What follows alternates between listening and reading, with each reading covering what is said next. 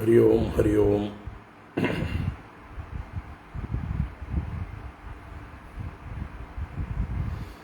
നാരായണ. എല്ലാവർക്കും നമസ്കാരം.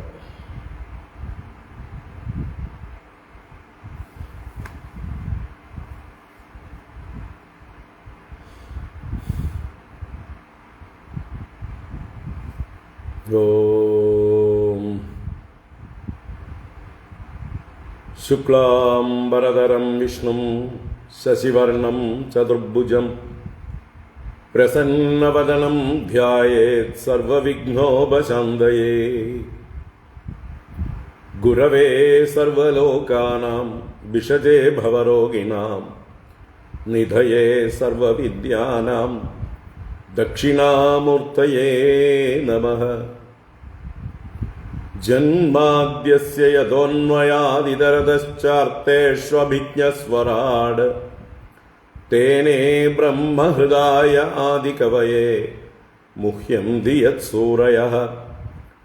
തേജോ വാരിമൃതാം യഥാ വിനിമയോ യത്ര ത്രിസർഗോ മൃഷാ ധാംനാ സ്വേന സദാ നിരസ്തകുഹകം സത്യം പരം ധീമഹി. ധർമ്മഃ പ്രോജ്ജിതകൈതവോത്ര പരമോ നിർമ്മത്സരാണാം സതാം. വേദ്യം വാസ്തവമത്ര വസ്തു ശിവദം താപത്രയോന്മൂലനം. ശ്രീമദ്ഭാഗവതേ മഹാമുനികൃതേ കിം വാ പരൈരീശ്വരഃ. സദ്യോ ഹൃദ്യവരുദ്ധ്യതേത്ര കൃതിഭിഃ ശുശ്രൂഷുഭിസ്തൽക്ഷണാത്. നിഗമകൽപതരോർഗളിതം ഫലം സുഖമുഖാദമൃതദ്രവസംയുതം പിബത ഭാഗവതം രസമാലയം മുഹുരഹോ രസികാ ഭുവി ഭാവുകാഃ. നാരായണം നമസ്കൃത്യ നരം ചൈവ നരോത്തമം ദേവീം സരസ്വതീം വ്യാസം തതോ ജയമുദീരയേത്. യം പ്രവ്രജന്തമനുപേതമപേതകൃത്യം ദ്വൈപായനോ വിരഹകാതര ആജുഹാവ. പുത്രേതി തന്മയതയാ തരവോഭിനേതുഃ തം സർവഭൂതഹൃദയം മുനിമാനതോസ്മി. യസ്വാനുഭാവമഖിലശ്രുതിസാരമേകം അധ്യാത്മദീപമതിതിതീർഷതാം തമോന്തം. സംസാരിണാം കരുണയാഃ പുരാണഗുഹ്യം തം വ്യാസസൂനുമുപയാമി ഗുരും മുനീനാം. മൂകം കരോതി വാചാലം പങ്കും ലംഘയതേ ഗിരിം യത്കൃപാതമഹം വന്ദേ പരമാനന്ദമാധവം. യം ബ്രഹ്മാ വരുണേന്ദ്രരുദ്രമരുതഃ സ്തുന്വന്തി ദിവ്യൈസ്തവൈഃ വേദൈഃ സാംഗപദക്രമോപനിഷദൈഃ ഗായന്തി യം സമഗാഃ. ധ്യാനാവസ്ഥിതതദ്ഗതേന മനസാ പശ്യന്തി യം യോഗിനോ യസ്യാന്തം ന വിദുഃ സുരാസുരഗണാഃ. ദേവായ തസ്മൈ നമഃ. കോമളം കൂജയൻ വേണും ശ്യാമളോയം കുമാരകഃ. വേദവേദ്യം പരം ബ്രഹ്മ ഭാസതാം പുരതോ മമ. ഭൂതൈർമഹദ്ഭിർയൈമാ പുരോ വിഭുഃ നിർമായ ചേതേയതമൂഷു പൂരുഷഃ. ഭുങ്ക്തേ ഗുണാൻ ഷോഡശ ഷോഡശാത്മകഃ. സോലങ്കൃഷീഷ്ട ഭഗവാൻ വജാംസി മേ. സച്ചിദാനന്ദരൂപായ വിശ്വോത്പത്യാദിഹേതവേ താപത്രയവിനാശായ ശ്രീകൃഷ്ണായ വയം നുമഃ. കൃഷ്ണായ വാസുദേവായ ഹരയേ പരമാത്മനെ പ്രണതക്ലേശനാശായ ഗോവിന്ദായ നമോ നമഃ. കൃഷ്ണായ വാസുദേവായ ദേവകീനന്ദനായ ച നന്ദഗോപകുമാരായ ഗോവിന്ദായ നമോ നമഃ. നമഃ പങ്കജനാഭായ നമഃ പങ്കജമാലിനേ നമഃ പങ്കജനേത്രായ നമസ്തേ പങ്കജാംഗ്രയേ. പീതാംബരം കരവിരാജിതശംഖചക്രകൗമോദഗീ സരസിജം കരുണാസമുദ്രം രാധാസഹായമതിസുന്ദരമന്ദഹാസം വാതാലയേശമനിശം ഹൃദി ഭാവയാമി. വാതാലയേശമനിശം ഹൃദി ഭാവയാമി. ഓം നമോ ഭഗവതേ വാസുദേവായ. ഓം നമോ നാരായണായ. ശ്രീ ഗുരുവായൂരപ്പ ശരണം. ഓം നമഃ പരമർഷിഭ്യോ നമഃ പരമർഷിഭ്യഃ. ശ്രീ ഗുരുഭ്യോ നമഃ.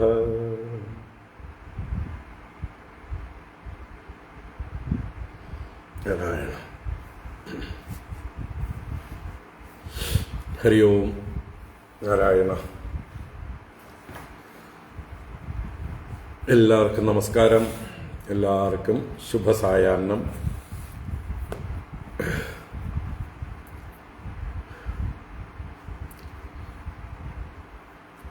ഈ പുതുവർഷത്തിലെ 2026 ആദ്യത്തെ ഭാഗവത ജ്ഞാനഗംഗ ക്ലാസ്സിലേക്ക് ഏവർക്കും സുസ്വാഗതം.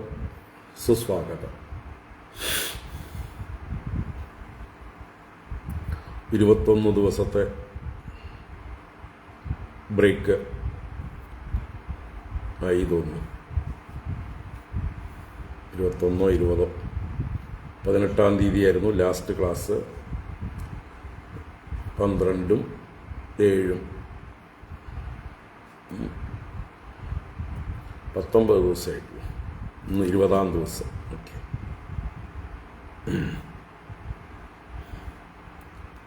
അല്ല, 13-ഉം 7-ഉം 20 ദിവസം കഴിഞ്ഞു. ഇന്ന് 21-ാം ദിവസം. അതിൻ്റെ ഇടയിൽ ഒരുപാട് സംഭവ വികാസങ്ങൾ അല്ലേ.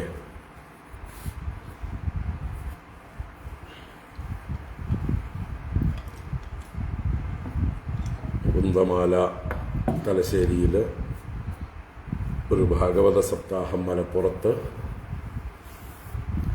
കൊളത്തൂർ അദ്വൈതാശ്രമത്തിൽ ഒരു ദിവസത്തെ ഭഗവത്ഗീത പ്രഭാഷണം ഉണ്ടായിരുന്നു. 28-ാം തീയതി, 29-ാം തീയതി.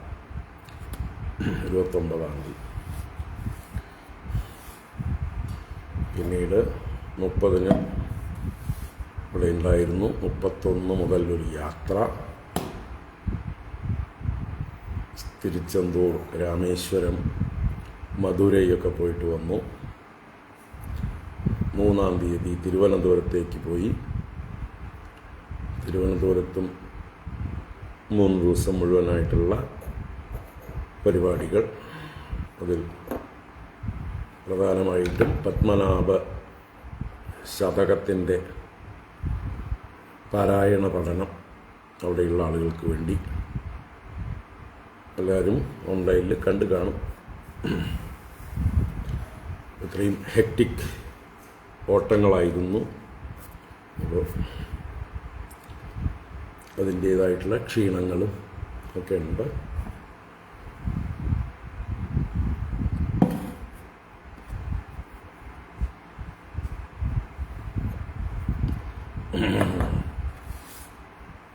നാരായണ.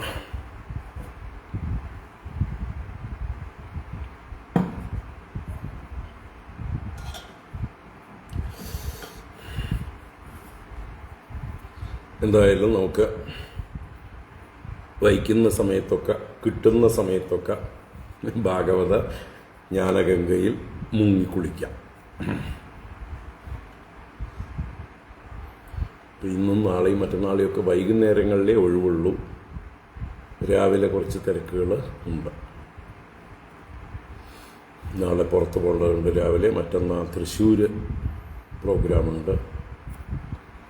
അങ്ങനെ ഓരോ ദിവസം രാവിലെ നേരത്ത് ചില പരിപാടികളൊക്കെ ഉണ്ട്. തൃശ്ശൂരും പാലക്കാടും ഉണ്ട് ശനിയാഴ്ച 2 പ്രോഗ്രാം. അതിൻ്റെ ഇടയിൽ കൂടെ കിട്ടുന്ന സമയത്തൊക്കെ നമുക്ക് ഭാഗവത ജ്ഞാനഗംഗ കാണാം. അതും ഭാഗവത ജ്ഞാനഗംഗയിലെ ഏറ്റവും ഗഹനമായിട്ടുള്ള ഒരു ഭാഗത്താണ് നമ്മൾ. ശ്രുതിഗീത അല്ലേ, 87-ാം അധ്യായം. ഒരു ബ്രഹ്മസൂത്രം തന്നെയാണ് ശ്രുതിഗീത. എങ്ങനെയാണോ വേദത്തിൻ്റെ സാരത്തെ ഭഗവാൻ വേദവ്യാസ മഹർഷി 555 സൂത്രവാക്യങ്ങളെ കൊണ്ട് ഇതാണ് വേദത്തിന് ലോകത്തോട് പറയാനുള്ളത്,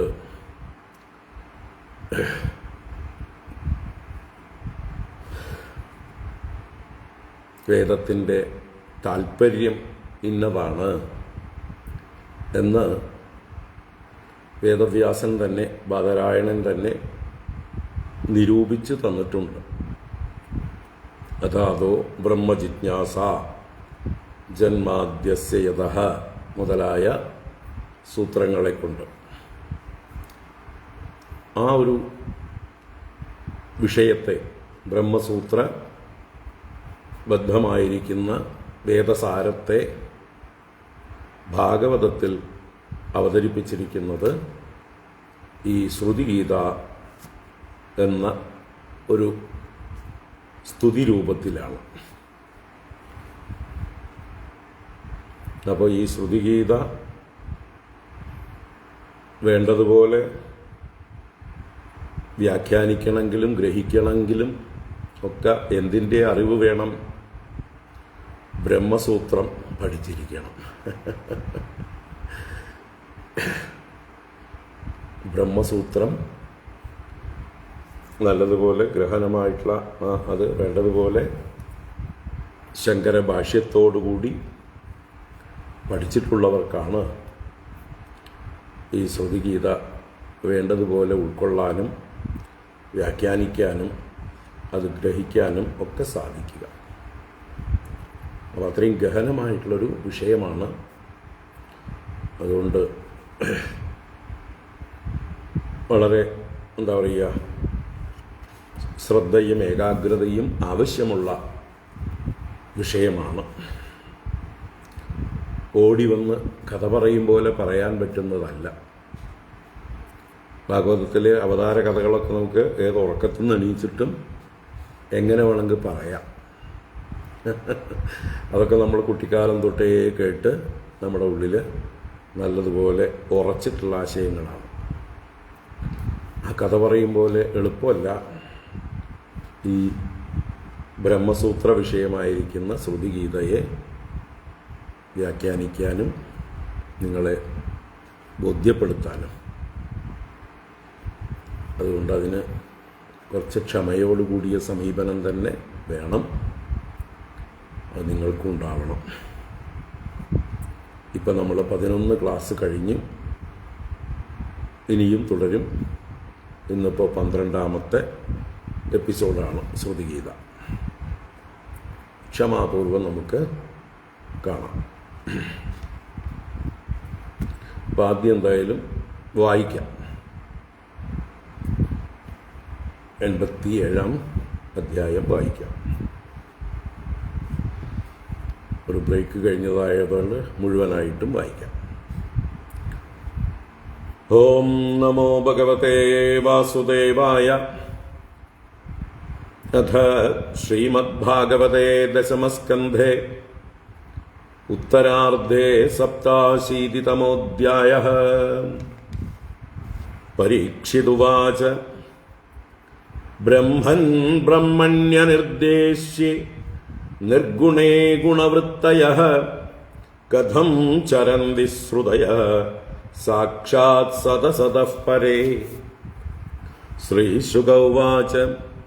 ബുദ്ധീന്ദ്രിയമനഃ പ്രാണാൻ ജനാനാം അസൃജത് പ്രഭുഃ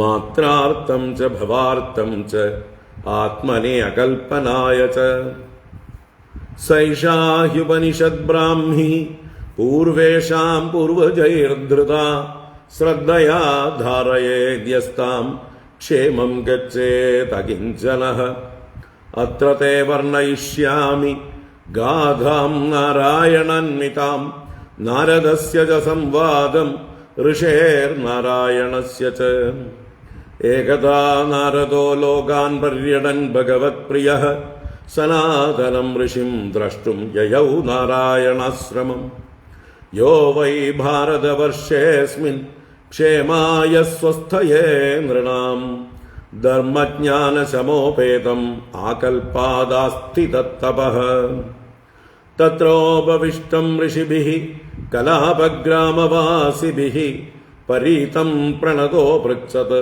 ഇദമേവ കുരുദ്വഃ തസ്മൈ ഹ്യവോചത് ഭഗവാൻ ഋഷീണാം ശൃണ്വതാം ഇദം യോ ബ്രഹ്മവാദഃ പൂർവേഷാം ജനലോകനിവാസിനാം. ശ്രീഭഗവാനുവാച സ്വയംഭുവ ബ്രഹ്മസത്രം ജനലോകേ അഭവത് പുരാ തത്ര സ്ഥാനം മാനസാനാം മുനീനാം ഊർധ്വരേതസാം ശ്വേതദ്വീപം ഗതവതി ത്വയി ദ്രഷ്ടും തദീശ്വരം ബ്രഹ്മവാദഃ സുസംവൃത്തഃ ശ്രുതയോ യത്ര ശേരത്തെ തത്ര ഹായമഭൂത് പ്രശ്നഃ ത്വം മാം യം അനുപൃച്ഛസി തുല്യശ്രുതതപശീലാഃ തുല്യസ്വീയാരിമധ്യമാഃ അപി ചക്രുഃ പ്രവചനം ഏകം ശുശ്രൂഷവോ അപരേ. സനന്ദന ഉവാച സ്വസൃഷ്ടമിദമാപീയ ശയാനം സഹ ശക്തിഭിഃ തദന്തേ ബോധയാൻ ചക്രുഃ തല്ലിംഗൈ ശ്രുതയഃ പരം യഥാ ശയാനം സമ്രാജം വന്ദിനസ്തൽപരാക്രമൈഃ പ്രത്യൂഷേഭ്യേത്യ സുശ്ലോകൈഃ ബോധയന്ത്യനുജീവിനഃ. ശ്രുതയ ഊജുഃ ജയ ജയ ജഹ്യജാം അജിതദോഷഗൃഭീതഗുണാം ത്വമസി യദാത്മനാ സമവരുദ്ധസമസ്തഭഗഃ അഗജഗദോഗസാം അഖിലശക്ത്യവബോധഗതേ ക്വചിദജയാത്മനാ ചരതോനുചരന്നിഗമഃ ബൃഹദുപലബ്ധമേതദവയന്ത്യവശേഷതയാ യത ഉദയാസ്തമയൗ വികൃതേർമൃതിവാ വികൃതാത് അതർഷയോ ദദുസ്ത്വയി മനോവചനാചരിതം കഥമയഥാ ഭവന്തി ഭുവി ദത്തപദാനി നൃണാം ഇതി തവ സൂരയസ്ത്ര്യധിപതേ കില ലോകമല ക്ഷപണകഥാമൃതാബ്ദിമവഗാഹ്യ തപാംസി ജഹുഃ കിമുത പുനഃ സ്വധാമ വിദുദാശയ കാലഗുണാഃ പരമഭജന്തി യേ പദമജസ്രസുഖാനുഭവം ധൃതയ ഇവ ശ്വസന്ധ്യ സുഹൃദോ യതി തേനുവിധ മഹദഹമാദയൊണ്ടമസൃജൻ യദനുഗ്രഹദഃ പുരുഷവിദോന്വയോത്ര ചരമോന്നമയാദിഷു യഃ സദസദഃ പരം ത്വമദയദേശ്വവശേഷമൃതം ഉദരമുപാസത്തെ യർഷിപത്മസു കുർപ്പദൃശഃ പരിസരപദ്ധതിം ഹൃദയമാരുണയോദഹരം തത ഉദഗാദനന്ദ തവ ധാമ ശിരഃ പരമം പുനരിഹ യത്സമേത്യ ന പതന്തി കൃതാന്തമുഖേ സ്വകൃതവിചിത്രയോനിഷു വിശന്നിവ ഹേതുതയാ തരതമദശ്ചകാസ്യനലവത് സ്വകൃതാനുകൃതിഃ അദവിദദാസ്വമൂഷ്വവിദദം തവ ധാമ സമം വിരജതിയോന്വയന്ത്യഭിവിപണ്യവയേകരസം സ്വകൃതപുരേഷ്വമീഷ്വബഹിരന്തരസംവരണം തവ പുരുഷം വദന്ത്യഖിലശക്തിധൃതംശകൃതം ഇതി നൃഗതിം വിവിച്യ കവയോ നിഗമാവപനം ഭവത ഉപാസതെങ്ക്രിമഭവം ഭുവി വിശ്വസിതാ.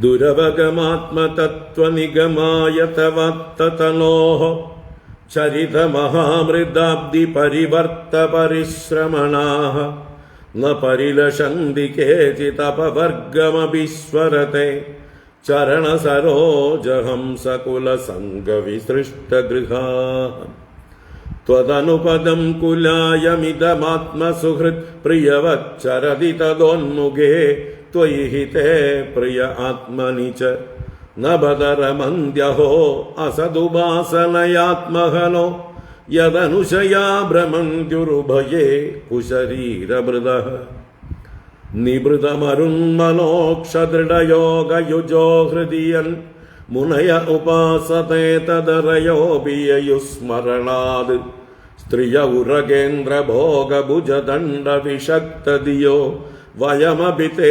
സമാസമദൃശോംഘ്രിസരോജസുധാഃ കൈഹനുവേദബദാവരജന്മലയുഗ്രസരം യത ഉദഗാദൃശിർയമനുദേവഗണാ ഉഭയേ തർഹി ന സന്ന ചാസദുഭയം ന ച കാലജവഃ കിമപി ന തത്ര ശാസ്ത്രമവകൃഷ്യ ശയീദ യദാ ജനിമസദസ്സതോ മൃതിമുതാത്മനി യേ ച വിദാം വിപണമൃതം സ്മരന്ത്യുപദിശന്തി ത ആരുപിതൈഃ ത്രിഗുണമയഃ പുമാനിതി വിദാ യദബോധകൃതാ ത്വയി ന തതഃ പരത്ര സ ഭവേദവബോധരസേ സദിവ മനസ്ത്രിവൃത്വയി വിഭാത്യ സദാ മനുജാത് സദഭിമൃശന്ത്യശേഷമിദമാത്മതയാത്മവിദഃ ന ഹി വികൃതിം ത്യജന്തി കനകസ്യ തദാത്മതയാ സ്വകൃതമനുപ്രവിഷ്ടമിദമാത്മതയാവസിതം തവ പരിയേ ചരന്ത്യഖില സത്വനികേതതയാ തൗ തപദാക്രമന്ത്യവിഗണയ്യ ശിരോ നിർവേഃ പരിഭയസേ പശൂനിവ ഗിരാ വിബുധാനഭിതാൻ ത്വയി കൃതസൗഹൃദാ ഖലു പുനന്തി നയേ വിമുഖാഃ ത്വമകരണസ്വരാടഖിലകാരകശക്തിധരഃ തവ ബലിമുദ്വഹന്തി സമദന്ത്യജയാ നിമിഷാഃ വർഷഭുജോകിലക്ഷിതിപതേരിവ വിശ്വസൃജോ വിദധതി യത്ര യേ ത്വധികൃതാ ഭവതശ്ചകിതാഃ സ്ഥിരചരജാതയസ്യുരജയോത്തനിമിത്തയുജോ വിഹര ഉദീക്ഷയാ യദി പരസ്യ വിമുക്തതദഃ ന ഹി പരമസ്യ കശ്ചിദപരോ ന പരശ്ച ഭവേത് വിയത ഇവാപദസ്യ തവ ശൂന്യതുലാം ദദദഃ അപരിമിതാ ധ്രുവാസ്തനുമൃദോ യദി സർവഗദാഃ തർഹി ന ശാസ്യതേതി നിയമോ ധ്രുവനേതരദാ അജനിചയന്മയം തദവിമുച്യ നിയന്ത്രഭവേത് സമമനുജാനതാം യദമതം മദദുഷ്ടതയാ ന ഗഡത ഉദ്ഭവ പ്രകൃതി പുരുഷയോ രജയോഃ ഉഭയയുജാ ഭവന്ത്യസുഭൃതോ ജലബുദ്ബുദവത് ത്വയി ത ഇമേ തതോ വിവിധ നാമ ഗുണൈഃ പരമേ സരിത ഇവാർണവേ മധുനിലില്യുരശേഷരസാഃ നൃഷു തവ മായയാ ഭ്രമമമീഷ്വവഗത്യ ഭൃശം ത്വയി സുധിയോ ഭവേദധതി ഭാവമനുപ്രഭവം കഥമനുവർത്തതാം ഭവഭയം തവ യദ്ഭ്രുകുടിഃ സൃജതി മുഹുസ്ത്രിണേമിരഭവച്ചരണേഷു ഭയം വിജിതഹൃഷീകവായുഭിരദന്തമനസ്തുരകം യൈഹ യതന്തി യന്തുമതിലോലമുപായഗിതഃ വ്യസനശതന്വിതാ സമവഹായ ഗുരോശ്ചരണം വണിജയിവാച സന്ധ്യഗതകർണധരാജലധൗ സ്വജലസുതാത്മദാരദനധാമധരാസുരദൈഃ ത്വയി സദി കിം നൃണാം ശ്രയത ആത്മനി സർവരസേ ഇതി സദജാനതാം മിഥുനതോ രതയേ ചരതാം സുഗയതി കൊന്മിഹ സ്വവിഹതേ സ്വനിരസ്തഭഗേ ഭുവി പുരുപുണ്യതീർത്ഥസദനാനി ഋഷയോ വിമദാഃ തൗ തഭവത്പദംബുജഹൃദോധവിലൻ അഗഭിതംഗ്രിജലാഃ ദദതി സകൃന്മനസ്ത്വയ്യ ആത്മനി നിത്യസുഖേ ന പുനരുപാസത്തെ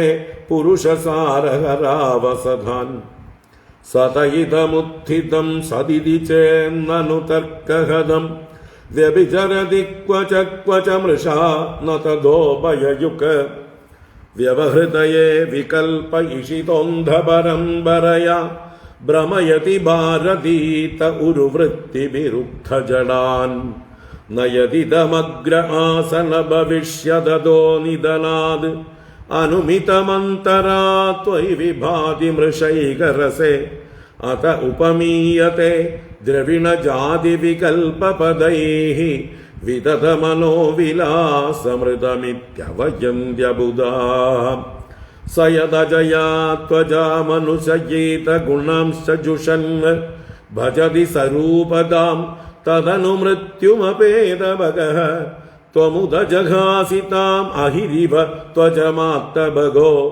മഹസി മഹീയശ്രേഷ്ഠഗുണിതേ പരിമേയ ഭഗഃ യദി ന സമുദ്ധരന്തി യതയോ ഹൃദി കാമജടാ ദുരധിഗമോ സതാം ഹൃദി ഗതോ സ്മൃതകണ്ഠമണിഃ അസുതൃപയോഗിനാം ഉഭയതോപ്യസുഖം ഭഗവൻ അനഭഗതന്തകാത് അനധിരൂഢപദാദ്ഭവതഃ ത്വദവഗമീ ന വേത്തി ഭവദുക്തശുഭാശുഭയോർ ഗുണവിഗുണാന്വയാൻ തർഹി ദേഹഭൃതം ച ഗിരഃ അനുയുഗമന്വഹം സഗുണഗീതപരംപരയാ ശ്രവണഭൃതോ യതസ്ത്വമപവർഗഗതിർമനുജൈഃ ദ്യുപദയ ഏവ തേന യയുരന്തമനന്തതയാ ത്വമപി യദന്തരാണ്ഡനിജയാനനു സാവരണാഃ ഖൈവരജാംസി വാന്തി വയസാ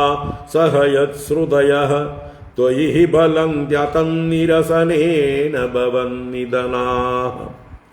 ശ്രീഭഗവാനുവാച ഇത്യേതദ് ബ്രഹ്മണഃ പുത്രാഃ ആശ്രുത്യാത്മാനുശാസനം സനന്ദനമദാനർച്ചുഃ സിദ്ധാ ജ്ഞാത്വാത്മനോ ഗതിം.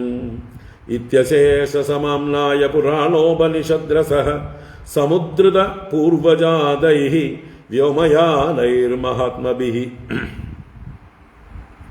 ത്വം ചൈതദ് ബ്രഹ്മദായാദ ശ്രദ്ധയാത്മാനുശാസനം ധാരയൻ ചരകാം കാമം കാമാനാം ഭർജനം നൃണാം.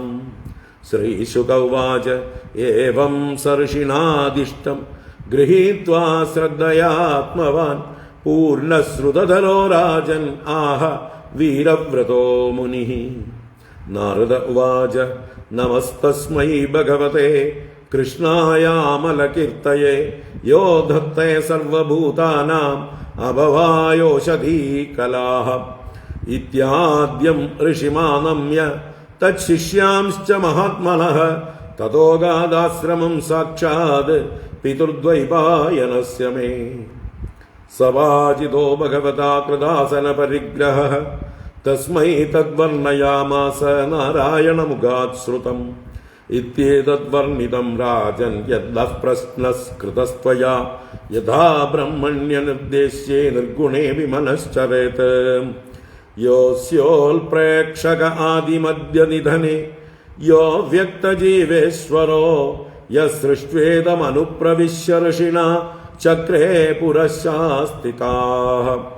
യം സംപദ്യ ജഹാത്യജാം അനുശയീ സുപ്തകുലായം യദാ തം കൈവല്യനിരസ്തയോ നിമഭയം ധ്യായേദജസ്രം ഹരിം. ഹരി ഓം. ഇത് ശ്രീമദ്ഭാഗവതേ മഹാപുരാണേ പാരമഹംസ്യാം സംഹിതായാം ദശമസ്കന്ധേ ഉത്തരാർദ്ധേ നാരദ നാരായണ സംവാദേ വേദസ്തുതിർനാമ സപ്താശീതിതമോധ്യായഃ. സർവത്ര ഗോവിന്ദനാമ സങ്കീർത്തനം. ഗോവിന്ദ ഗോവിന്ദ. നാരായണ.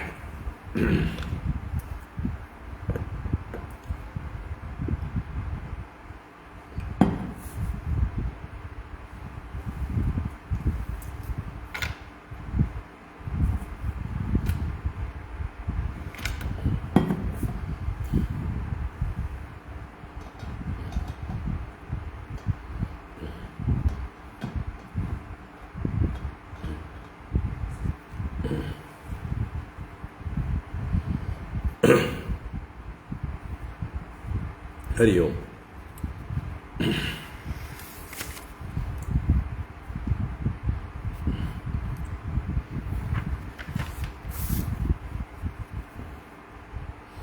ഇപ്പം 87-ാം അധ്യായം ശ്രുതിഗീത. വേദമാതാവ് ഭഗവാനെ സ്തുതിക്കുന്നതായ രീതിയിലാണ് ഇതിൻ്റെ ആഖ്യാനം. പരീക്ഷിത് രാജാവിൻ്റെ ചോദ്യം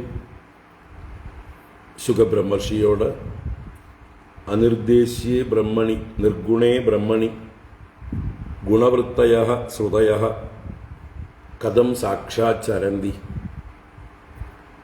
സദസതഃ പരേ ബ്രഹ്മണി. അല്ലേ? നിർദ്ദേശിക്കാൻ ഇന്നത് എന്ന് ചൂണ്ടിക്കാണിക്കാൻ പറ്റാത്തതും ഗുണങ്ങളില്ലാത്തതും. ഗുണങ്ങളുള്ളതാണെങ്കിൽ അതിൻ്റെ ഗുണങ്ങൾ പറഞ്ഞ് നിർദ്ദേശിക്കാമായിരുന്നു.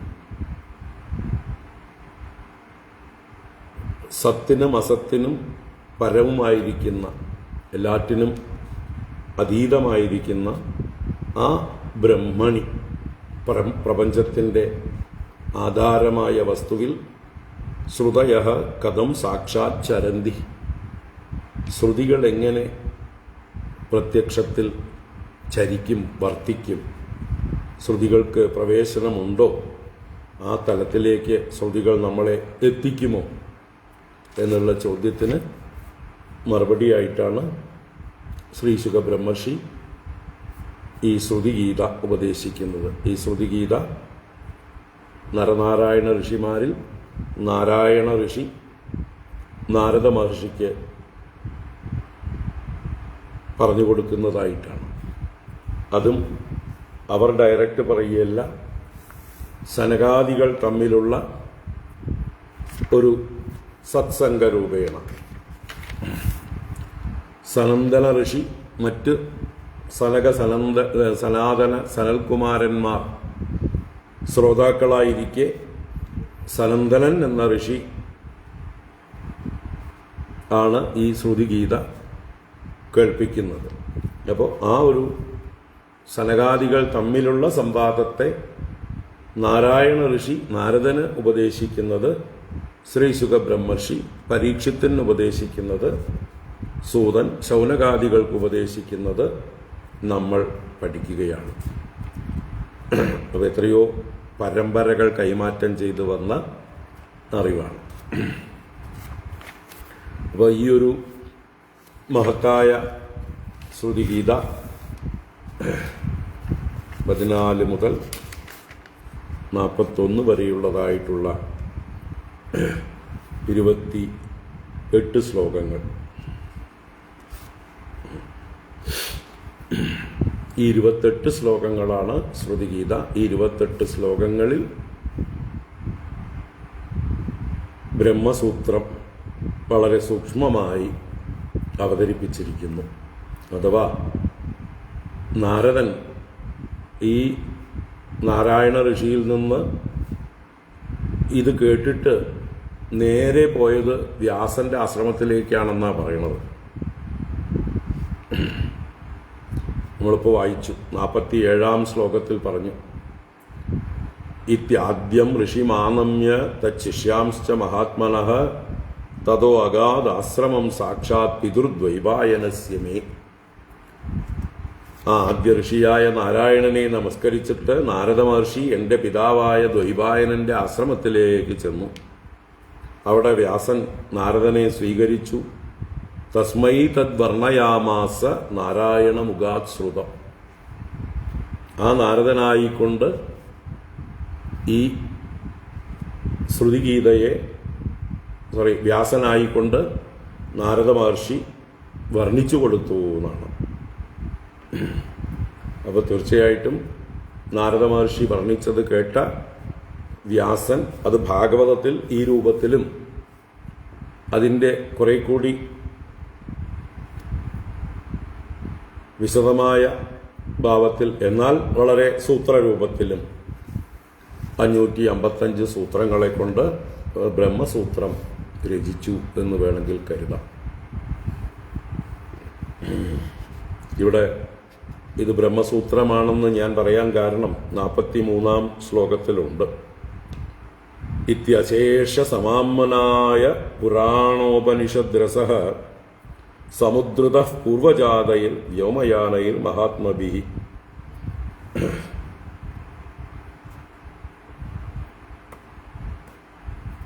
ആ ഒരു ആശയമുണ്ട്. ഇത്യശേഷ സമാമനായ പുരാണോപനിഷദ്രസഃ, ഇപ്രകാരം അശേഷ സമാമനായ മുഴുവൻ വേദങ്ങളുടെയും പുരാണ ഉപനിഷത് രസഃ, പുരാണങ്ങളുടെയും ഉപനിഷത്തുക്കളുടെയും സാരം. അപ്പോൾ വേദങ്ങളുടെ സാരം, പുരാണങ്ങളുടെ സാരം, ഉപനിഷത്തുക്കളുടെ സാരം, അതിനെ സമുദ്രതഃ പൂർവജാതൈഃ, പൂർവജാതൈഃ സനകാദിഭിഃ സമുദ്രതഃ, ആ എല്ലാവർക്കും പൂർവീകന്മാരായി ബ്രഹ്മപുത്രന്മാരായി അവതരിച്ചതായിട്ടുള്ള സനകാദികൾ അതിനെ ഉദ്ധരിച്ചിട്ട്, അതിനെ എന്താ പറയുക, പൊക്കിയെടുത്തിട്ട് അതിൽ നിന്ന് വേണ്ടതെല്ലാം ഊറ്റിയെടുത്തിട്ട്, അല്ലേ, അങ്ങനെ ആ വ്യോമയാനന്മാരായ പൂർവജാതന്മാരാൽ മഹാത്മാക്കളാൽ സമുദ്രത, അതാണ് അവർ തമ്മിൽ സംവദിച്ചതായിട്ടുള്ള ഈ ശ്രുതിഗീത. അത് നാരായണ മഹർഷി നാരദന് പറഞ്ഞു കൊടുത്തുകൊണ്ട് പറഞ്ഞു, അല്ലയോ ബ്രഹ്മദായാദ, അല്ലയോ ബ്രഹ്മപുത്രനായ നാരദ, നീയും ഇത് ആത്മാനുശാസനം ശ്രദ്ധയാ ധാരയെന്ന്, ഈ ആത്മാവിനെ സംബന്ധിച്ചിട്ടുള്ള അനുശാസനം. എന്താ ആത്മാനുശാസനം? പരമസത്യത്തെക്കുറിച്ചിട്ടുള്ള അനുശാസനം, ഉണ്മയെക്കുറിച്ചിട്ടുള്ള അനുശാസനം, ഈ പ്രപഞ്ചത്തിൻ്റെ മൊത്തം സത്യത്തെക്കുറിച്ചിട്ടുള്ള അനുശാസനം. സത്യം പരം ധീമഹി, ആ ആത്മാനുശാസനം ധാരയൻ, നല്ലോണം ഉള്ളിൽ ധരിച്ചിട്ട്, ഗാം കാമം ചര, ഈ ഭൂമിയിൽ ഇഷ്ടംപോലെ സഞ്ചരിച്ചോളൂ. ഇത് നമുക്കും കൂടിയുള്ള നിർദ്ദേശമാണ്. ഈ ഒരു അനുശാസനത്തെ വേണ്ടതുപോലെ ഉൾക്കൊണ്ടുകൊണ്ട് നമ്മളും നമ്മുടെ പ്രാരബ്ധത്തെ അനുഭവിച്ചുകൊണ്ട് ഈ ഭൂമിയിൽ ചരിക്കുക. കാമം ഗാം ചര, ഇഷ്ടംപോലെ ഭൂമിയിൽ സഞ്ചരിക്കുക.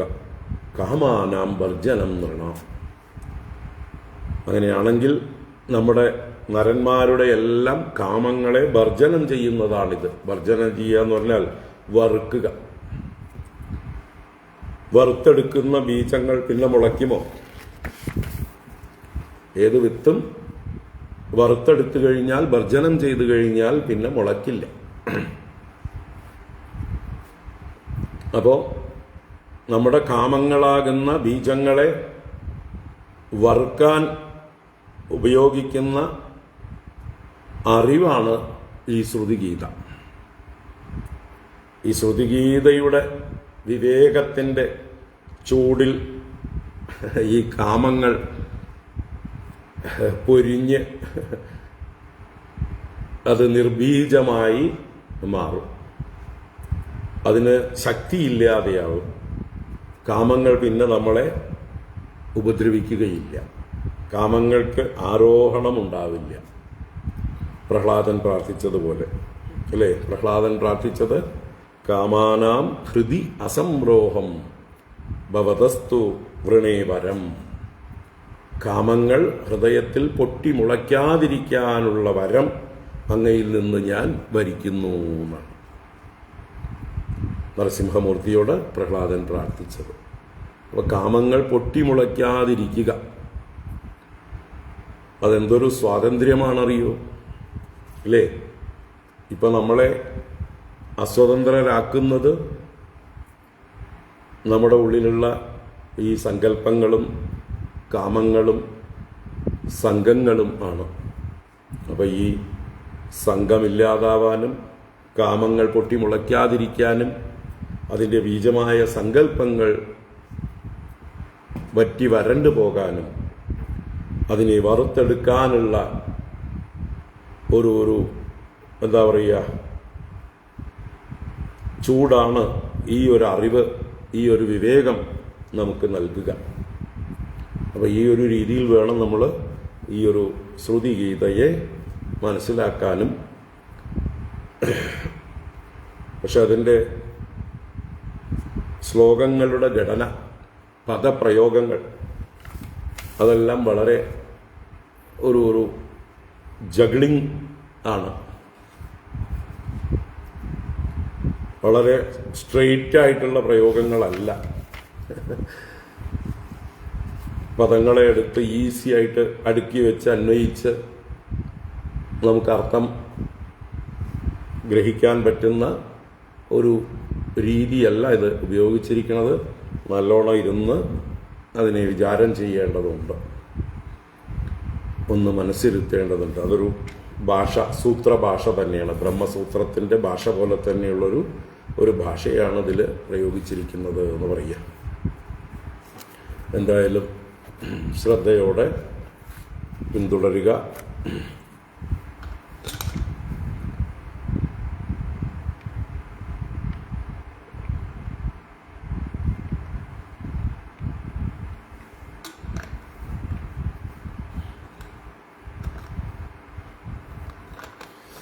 നോക്കാം. ഇപ്പം നമ്മൾ 29-ാം ശ്ലോകമാണ് തോന്നുന്നു ലാസ്റ്റ് എടുത്തത്. അങ്ങനെയാണ് എൻ്റെ ഓർമ്മ.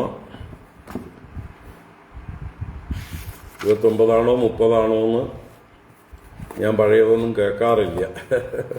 അപ്പോൾ 21 ദിവസം മുമ്പ്, 20 ദിവസം മുമ്പേ എടുത്തത് ഞാൻ തിരിച്ച് കേട്ടാലേ ഓർമ്മ വരുള്ളൂ. ഇപ്പം എടുക്കേണ്ടത് 30ആണോ 29 എടുത്തു കഴിഞ്ഞു എന്നാണ്. സ്ഥിരചരജാതയോസ്യുരജയോത്ത നിമിത്തയുജോ വിഹര ഉദീക്ഷയാ യദി പരസ്യ വിമുക്തതദഃ നഹി പരമസ്യ കശ്ചിദപരോ ന പരശ്ച ഭവേദ് വിയത ഇവാപദസ്യ തവ ശൂന്യതുലാം ദദദഃ. ഓരോരുത്തരും വ്യത്യസ്തരായിരിക്കുന്നതിൻ്റെ കാരണം അവരവരുടെ കർമ്മവാസനകളാണ് എന്നാണ്. അല്ലാതെ ഭഗവാന്റെ പ്രിയാപ്രിയങ്ങൾ കാരണമായിട്ടല്ല.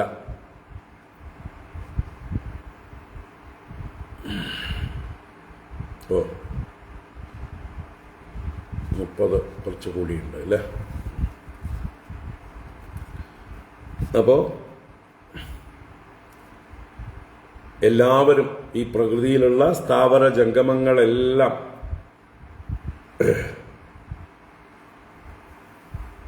മായയോടുകൂടി ഭഗവാന്റെ ഈക്ഷണം കൊണ്ട് ഭഗവാന്റെ ലീലയായി സൃഷ്ടിക്കപ്പെട്ടവരാണ്. ഉത്ഥാനം ചെയ്ത കർമ്മങ്ങളോട് കൂടിയവരാണ്. ഭഗവാൻ ഈക്ഷിച്ചപ്പോൾ ഓരോ ജീവന്മാരുടെയും കർമ്മവാസനകൾ ഉണർന്ന് അവരവർക്ക് അതാത് കർമ്മവാസനകളെ പ്രകടിപ്പിക്കുവാനുള്ള ഉപാധികളായ ശരീരങ്ങളെ സ്വീകരിച്ചു. ഏത് കർമ്മം ചെയ്യണമോ ആ കർമ്മത്തിന് അനുകൂലമായിട്ടുള്ള ശരീരങ്ങളെ സ്വീകരിച്ചു. അതായത് അവരവരുടെ വാസനകൾക്കനുസരിച്ച ശരീരങ്ങളെ സ്വീകരിച്ചു. അപ്പോൾ ഭഗവാനെ സംബന്ധിച്ച് ഭഗവാനല്ല ഇവരുടെ ഓരോരുത്തരുടെയും തരതമത അല്ലെങ്കിൽ ഉച്ചനീചത്വം, ഇതിനൊക്കെ കാരണക്കാരൻ. ഓരോരുത്തരുടെയും ഉച്ചനീചത്വങ്ങൾ അല്ലെങ്കിൽ ഉപാധി വ്യത്യാസങ്ങൾ, അതിന് കാരണം അവനവൻ്റെ തെരഞ്ഞെടുപ്പാണ്. അവനവൻ്റെ വാസനകൾ കൊണ്ട് നിർബന്ധിതരായി അവശരായി ഓരോരുത്തരും അതിലേക്ക് പോയതാണ്. നമ്മൾ ഓരോരുത്തരും ദിവസവും അങ്ങനെ തന്നെയാണ്, ഓരോ നിമിഷവും അങ്ങനെ തന്നെയാണ്.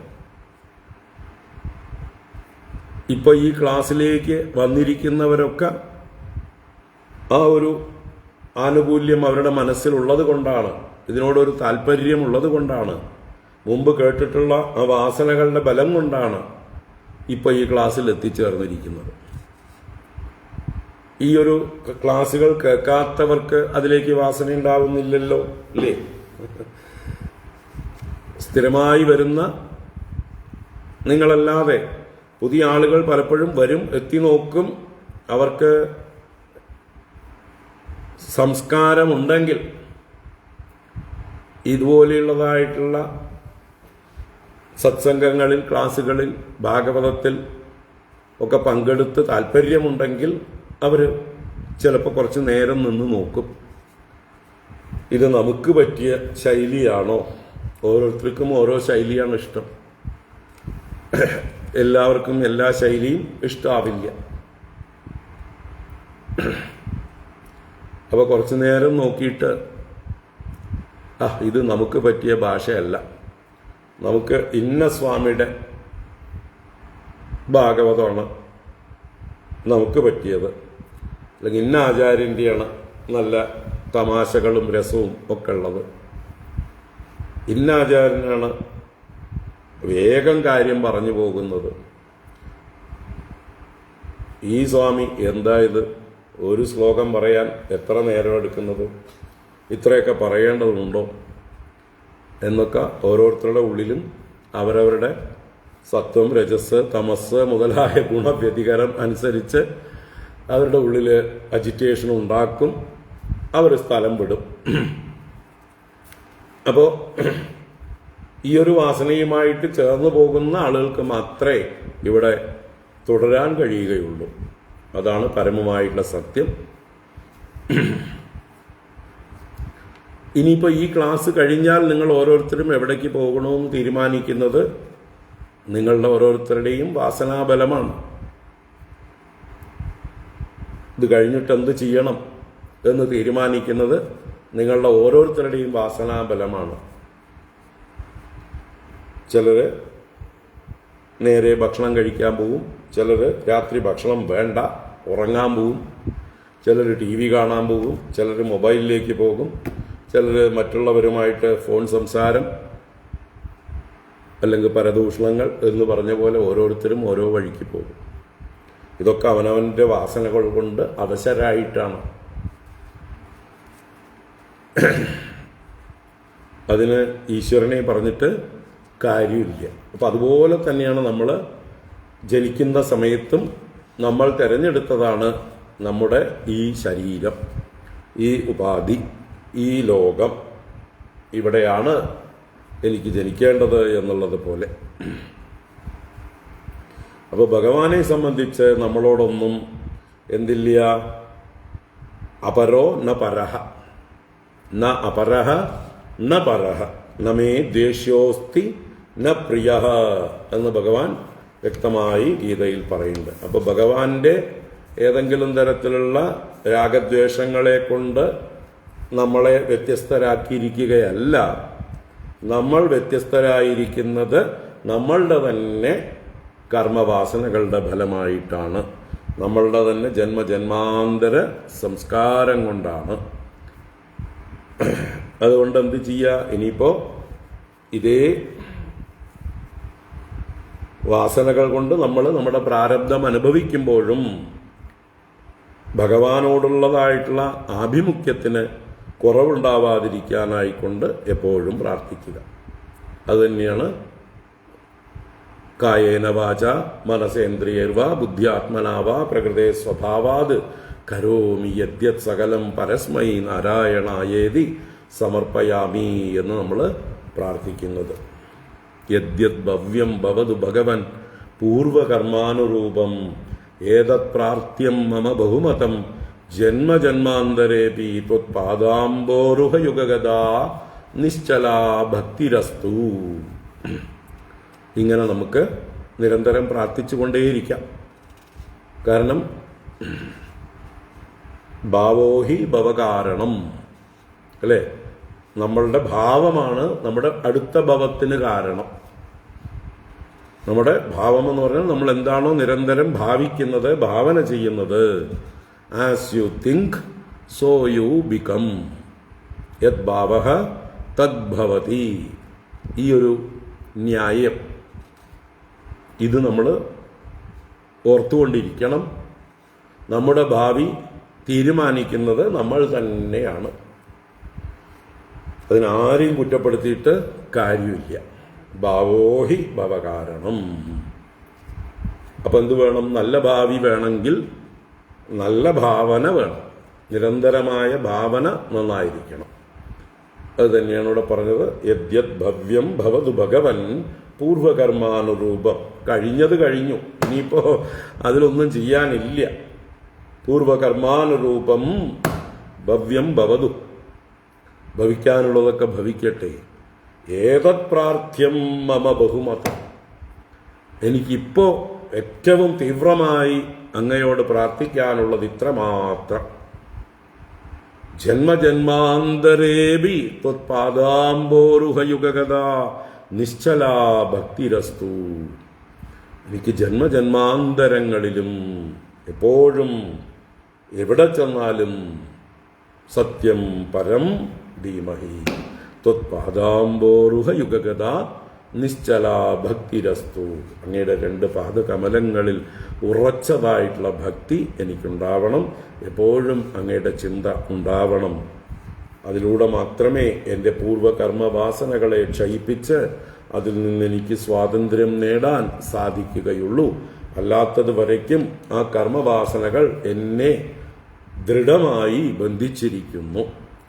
ആ ബന്ധനം ഒന്ന് അയയണമെങ്കിൽ, ആ കെട്ടിയിരിക്കുന്ന കർമ്മബന്ധനങ്ങൾക്ക് ശക്തി കുറയണമെങ്കിൽ, വിദ്യതേ ഹൃദയഗ്രന്ഥി ഛിദ്യന്തേ സർവസംശയാഃ ക്ഷീയന്തേ ചാസ്യ കർമാണി. എപ്പോൾ? തസ്മിൻ ദൃഷ്ടേ പരാത്മനി പരാപരേ. ആ പരനും അപരനുമായിരിക്കുന്ന എല്ലാമായിരിക്കുന്ന അവനെ ദർശിക്കുമ്പോൾ മാത്രമാണ് ഇത് സംഭവിക്കുന്നത്. അപ്പോൾ ആ ഒരു ഓർമ്മ നമുക്ക് എപ്പോഴും നിലനിർത്താൻ കഴിയട്ടെ. ഭഗവാനെ കുറ്റം പറയാതിരിക്കുക, ആരെയും കുറ്റം പറയാതിരിക്കുക. എന്തായാലും കിട്ടിയത് ഏറ്റവും നല്ലത് എന്നും കരുതുക, അല്ലേ? കിട്ടിയ അവസരത്തെ നന്നായി ഉപയോഗിക്കുക, ധന്യരെന്ന് കരുതുക. നമ്മൾ ഇവിടെ എത്തിയല്ലോ, ഭഗവാന്റെ അടുത്ത് എത്തിയിട്ടുണ്ടല്ലോ, ധന്യരാണ്. എത്രയോ ജന്മങ്ങളിൽ ചെയ്ത സുഹൃതം കൊണ്ടാണ് ഇതൊക്കെ മനസ്സിലാക്കാനുള്ള സാഹചര്യം നമുക്ക് ഉണ്ടായിരിക്കുന്നത്, ഈ ഭാഗവതം കേൾക്കാനുള്ള ഭാഗ്യം ലഭിച്ചിരിക്കുന്നത്. ജന്മാന്തരേ ഭവേത് പുണ്യം തഥാ ഭാഗവതം ലഭേത്, അല്ലേ? ജന്മാന്തര പുണ്യം പാകമാകുമ്പോഴാണ് ഭാഗവതത്തിൻ്റെ അടുത്ത് എത്തുക. അതുപോലെ അദ്വൈത വാസന മനുഷ്യർക്കുണ്ടാകുന്നതും അനേക ജന്മ പുണ്യം കൊണ്ടാണ്. അപ്പോൾ തീർച്ചയായിട്ടും നമ്മൾ ഭാഗ്യവാന്മാരും ഭാഗ്യവതികളുമാണ്. ഇനി എന്ത് ചെയ്യാം? ഭഗവാനെ ഭജിക്കാം.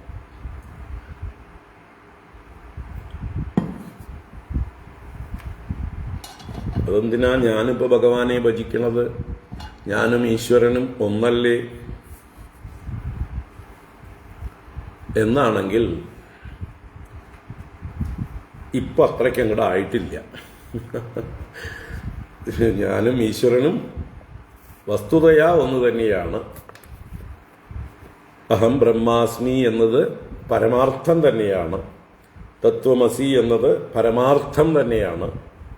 പക്ഷേ അതിപ്പോൾ എനിക്ക് നിഷ്ഠ കിട്ടുന്നില്ല. കേൾക്കുമ്പോഴൊക്കെ ബോധ്യം വരുന്നുണ്ട്, പക്ഷെ അതെൻ്റെ ജീവിതത്തിൽ എപ്പോഴും എന്നെ അനുഗ്രഹിക്കുന്നില്ല. ആ ജ്ഞാനനിഷ്ഠ എനിക്ക് ആവുന്നില്ല. അപ്പോൾ ആ ജ്ഞാനനിഷ്ഠ ഉണ്ടാകുന്നത് വരേക്കും എന്ത് ചെയ്യണം? ഈശ്വരനെ ഈശ്വരനായി തന്നെ ഉപാസിക്കുക. ഞാൻ ജീവനാണ്, ഈശ്വരൻ ഈശ്വരനാണ്. ഇപ്പം തൽക്കാലം ഞാൻ ഈ ഉപാധി ധർമ്മങ്ങളെ കൊണ്ട് പരിമിതപ്പെടുത്തപ്പെട്ട അല്പജ്ഞനും അല്പശക്തനും അല്പവ്യാപിയും ഒക്കെ ആയിരിക്കുന്ന ജീവനാണ്. ഈശ്വരൻ സർവജ്ഞനും സർവശക്തനും സർവവ്യാപിയും സർവാന്തര്യാമിയും എല്ലാമാണ്. ഈ ഒരു ഭേദം ഭജനകാലത്ത് ഉണ്ടായിരിക്കും. ഭജനത്തിന് കാരണം തന്നെ ഈ ഒരു ഭാവമാണ്. ഞാൻ ജീവൻ അല്പൻ, ഈശ്വരൻ എല്ലാം ആയിരിക്കുന്നവൻ, സർവശക്തൻ, സർവജ്ഞൻ. ആ ഈശ്വരനെ ജീവനായ ഞാൻ ഉപാസിക്കുന്നു. എന്തിന്? എൻ്റെ അജ്ഞാനം നീങ്ങാൻ. എൻ്റെ അജ്ഞാനം പൂർണ്ണമായും നീങ്ങി, എൻ്റെ തെറ്റിദ്ധാരണകൾ പൂർണ്ണമായും നീങ്ങി, തത്വത്തിൽ ഞാനും ഈശ്വരനും ഒന്നാണ് എന്നറിയും വരെ. ഇപ്പം ഞാൻ തരംഗമാണ്, ഈശ്വരൻ സമുദ്രമാണ്. ഈ തരംഗഭാവം എന്നിൽ നിലനിൽക്കുന്നിടത്തോളം കാലം ഞാൻ സമുദ്രത്തെ ആശ്രയിച്ചിരിക്കുന്നു. ഞാൻ തരംഗമല്ല, ജലമാണ് എന്നറിയുന്നതോട് കൂടിയിട്ട് സമുദ്രവും ജലമാണ്, ഞാനും ജലമാണ്, അഥവാ തരംഗവും ജലമാണ്.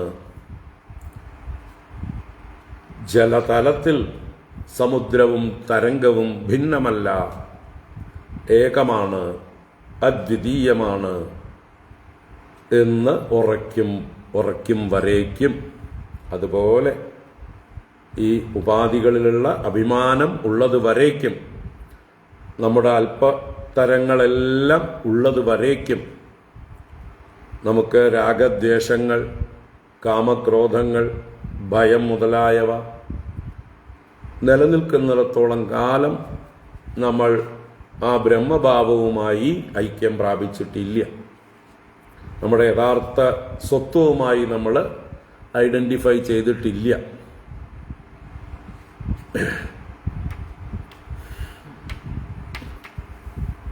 ആ ഐഡന്റിഫിക്കേഷൻ ഉറച്ചു കഴിഞ്ഞാൽ മാത്രമേ ഈശ്വരനും ഞാനും ഒന്നാണെന്ന് ബോധ്യം വരുള്ളൂ. അപ്പോൾ ജീവന്മാരുടെ അജ്ഞാനം പൂർണ്ണമായി നീങ്ങുന്നത് വരെയാണ് ഈശ്വരൻ്റെ ഈശ്വരത്വവും നിലനിൽക്കുന്നത്. ജീവന്റെ ജീവത്വം നിലനിൽക്കുന്നത് വരെ ഈശ്വരന് ഈശ്വരത്വവും. ജീവന്റെ ജീവത്വം പോയി ആത്മഭാവം അഥവാ ബ്രഹ്മഭാവം ഉറച്ചു കഴിയുമ്പോൾ ഈശ്വരനും ഈശ്വരത്വം വെടിഞ്ഞ് ആ ബ്രഹ്മഭാവത്തെ തന്നെ നമുക്ക് കാണിച്ചു തരുന്നു, അഥവാ നമ്മൾ ബോധിക്കുന്നു. ഈശ്വരനെ ഈശ്വരനാക്കുന്നതും ജീവനെ ജീവനാക്കുന്നതും ഒരേ ചൈതന്യമാണ്, ഒരേ വസ്തുവാണ്. മറ്റത് ഉപാധിഭേദങ്ങൾ ഭ്രമം കൊണ്ട് മാത്രം കൽപ്പിക്കപ്പെട്ടതാണ്. ഈ ഒരു ആശയമാണ് 30-ാം ശ്ലോകത്തിൽ. അപരിമിതാ ധ്രുവാസ്തനുമൃതോ യതി സർവഗദാഃ തർഹി ന ശാസ്യതേതി നിയമോ ധ്രുവമേതരഥാം അജനിചയന്മജം തദവിമുച്യ നിയന്ത്രഭവേത് സമമനുജാനതാം യദമദം മദദുഷ്ടതയാ.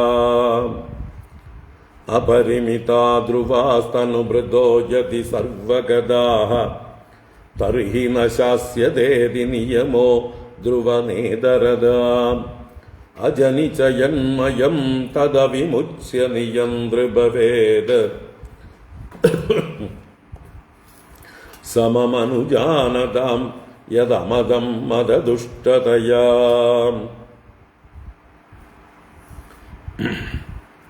ഭഗവാനെ ഇവിടെ സംബോധന ചെയ്യുന്നത് രണ്ടാമത്തെ വരിയിൽ ധ്രുവ, നിയമോ ധ്രുവ. ഭഗവാൻ ധ്രുവനാണ്. എന്താ ധ്രുവൻ? നിത്യൻ, ശാശ്വതൻ, അവ്യയൻ. പല പദങ്ങളെ കൊണ്ട് പറയാറുണ്ട്. അത് തന്നെയാണ് ഇവിടെ ധ്രുവ ശബ്ദം കൊണ്ട് ഉദ്ദേശിക്കുന്നത്. അല്ലയോ നിത്യനായിരിക്കുന്നവനെ, അല്ലയോ അവ്യയനായിരിക്കുന്നവനെ എന്നുവെച്ചാലോ വികാരമില്ലാത്തവനെ, ശാശ്വതനായിരിക്കുന്നവനെ, നാശമില്ലാത്തവനെ കർത്താണ് ധ്രുവ. തനുഭൃതഃ അപരിമിതാഃ ധ്രുവാഃ സർവഗതാഃ യദി സ്യുഃ. തനുഭൃതഃ, തനുഭൃത്ത്, തനുവിനെ ധരിച്ചിരിക്കുന്നവൻ, ശരീരം ധരിച്ചിരിക്കുന്നവൻ. അതിൻ്റെ ബഹുവചനം തനുഭൃതഃ, ശരീരധാരികൾ, ജീവാത്മാക്കൾ എന്നർത്ഥം. അപ്പൊ ജീവാത്മാക്കൾ അപരിമിതാഹ, സംഖ്യയില്ലാത്തവരാണെന്നും, ധ്രുവാഹ എന്നാൽ അവർ നിത്യന്മാരാണെന്നും, സർവഗതാഹ യദിസ്യുഃ എല്ലായിടത്തും വ്യാപിച്ചവരാണെന്നും ഭവിക്കുമെങ്കിൽ. എന്നുവെച്ചാൽ ഈ ജീവന്മാര് അനേകമുണ്ട്, പക്ഷെ അവരൊക്കെ നിത്യന്മാരും സർവവ്യാപികളും ആണെന്ന് വരികിൽ യദിസ്യുഃ തർഹി ശാസ്യതാ ന. അപ്പോൾ തർഹി എന്ന് പറഞ്ഞാൽ അപ്പോൾ, ഇൻ ദാറ്റ് മാറ്റർ ശാസ്യത ന, അവർക്ക് ശാസ്യത ഭവിക്കുകയില്ല, അവര് ശാസിക്കപ്പെടേണ്ടവരാവുകയില്ല. അപ്പൊ അവരുടെ മുകളിൽ ഒരു ശാസ്താവ് ഇല്ല എന്നർത്ഥം. അപ്പോൾ ജീവാത്മാക്കൾക്ക് സംഖ്യയില്ലാത്തോളമുണ്ട്, അനേക ജീവാത്മാക്കളാണ്, അവരെല്ലാവരും നിത്യന്മാരും സർവഗതന്മാരുമാണ് എന്നു വരികിൽ. ജീവാത്മാക്കൾ അനേകമുണ്ട്, ഉപാധിക്കനുസരിച്ച് നമ്മൾ ജീവാത്മാക്കളെ വേറെ വേറെയായിട്ട് കരുതുന്നു. പക്ഷേ അവർക്ക് ധ്രുവതയും സർവഗതത്വവും ഉണ്ടെന്ന് വരികിൽ, അവർ നിത്യന്മാരാണെങ്കിൽ, അവർക്ക് എല്ലായിടത്തും വ്യാപ്തി ഉണ്ടെങ്കിൽ, ഈശ്വരൻ്റെതായിട്ടുള്ള ക്വാളിറ്റീസൊക്കെ അവർക്കുണ്ടെങ്കിൽ, പിന്നെന്തിനാ അവരെ ഈശിക്കണം അല്ലേ? അപ്പൊ ശാസ്യത എന്ന, അവരെ ഡിക്റ്റേറ്റ് ചെയ്യാൻ ആർക്കും സാധിക്കില്ല. അവർ പറയും ഞങ്ങളും നിങ്ങളെപ്പോലെ തന്നെയാണ്. ആരെങ്കിലും ഒരു ഈശ്വരൻ അവരെ വന്ന് ഡിക്റ്റേറ്റ് ചെയ്യാൻ വന്നാൽ നിങ്ങളാരാ? എനിക്കുമുണ്ട് ധ്രുവത, എനിക്കുമുണ്ട് സർവഗതത്വം, നിങ്ങളാരാ എന്ന് ചോദിക്കും. അപ്പോൾ പാരലൽ ഈശ്വരന്മാരായി തീരും എല്ലാവരും, അനേക ഈശ്വരന്മാരാവും. അനേക ഈശ്വരന്മാരുണ്ടായി കഴിഞ്ഞാൽ എന്തായി അവസ്ഥ? ഒരു വീട്ടില് എന്താ പറയുക, ഉള്ള വ്യക്തികളൊക്കെ വീടിനെ നിയന്ത്രിക്കാൻ തുടങ്ങിയാൽ എന്തായിരിക്കും വീട്ടിൻ്റെ അവസ്ഥ? ഭാര്യ തൻ്റെ സ്വാതന്ത്ര്യത്തിന്, ഭർത്താവ് അദ്ദേഹത്തിൻ്റെ ഇഷ്ടത്തിന്, കുട്ടികൾ അവരുടെ ഇഷ്ടത്തിന്, വീട്ടിലെ വേലക്കാരുണ്ടെങ്കിൽ അവരുടെ ഇഷ്ടത്തിന്, ഓരോരുത്തരും വീട്ടിനെ നിയന്ത്രിക്കാൻ ശ്രമിച്ചാൽ എന്തായിരിക്കും വീട്ടിൻ്റെ അവസ്ഥ? ഒരു എന്താ പറയുക, ഹാർമണി ഉണ്ടാകുമോ? അതോ എല്ലാം കൂടിയിട്ട് കുഴഞ്ഞു മറിഞ്ഞ് ഒരു അരാജകത്വം ഉണ്ടാകുമോ? വീട്ടിലെ അവസ്ഥ ഒരു കയോസ് എന്ന് പറയുന്ന അല്ലേ, കലുഷിതമായിരിക്കും. ഈ ലോകത്തിൽ അങ്ങനെ ഉണ്ടോ? ചിലര് അങ്ങനെ ഭാവിക്കുന്നുണ്ട്. ആരാ? ഹിരണ്യകശിപുവിനെ പോലെ, മഹാബലിയെ പോലെ അല്ലേ? ഏത് മഹാബലി? ത്രിവിക്രമ അവതാരം ഭഗവാന്റെ ആ ഭാവം കാണുന്നതിന് മുമ്പ് വരെയുള്ള ലോകാനാം ഈശ്വര ഏക ഈശ്വര.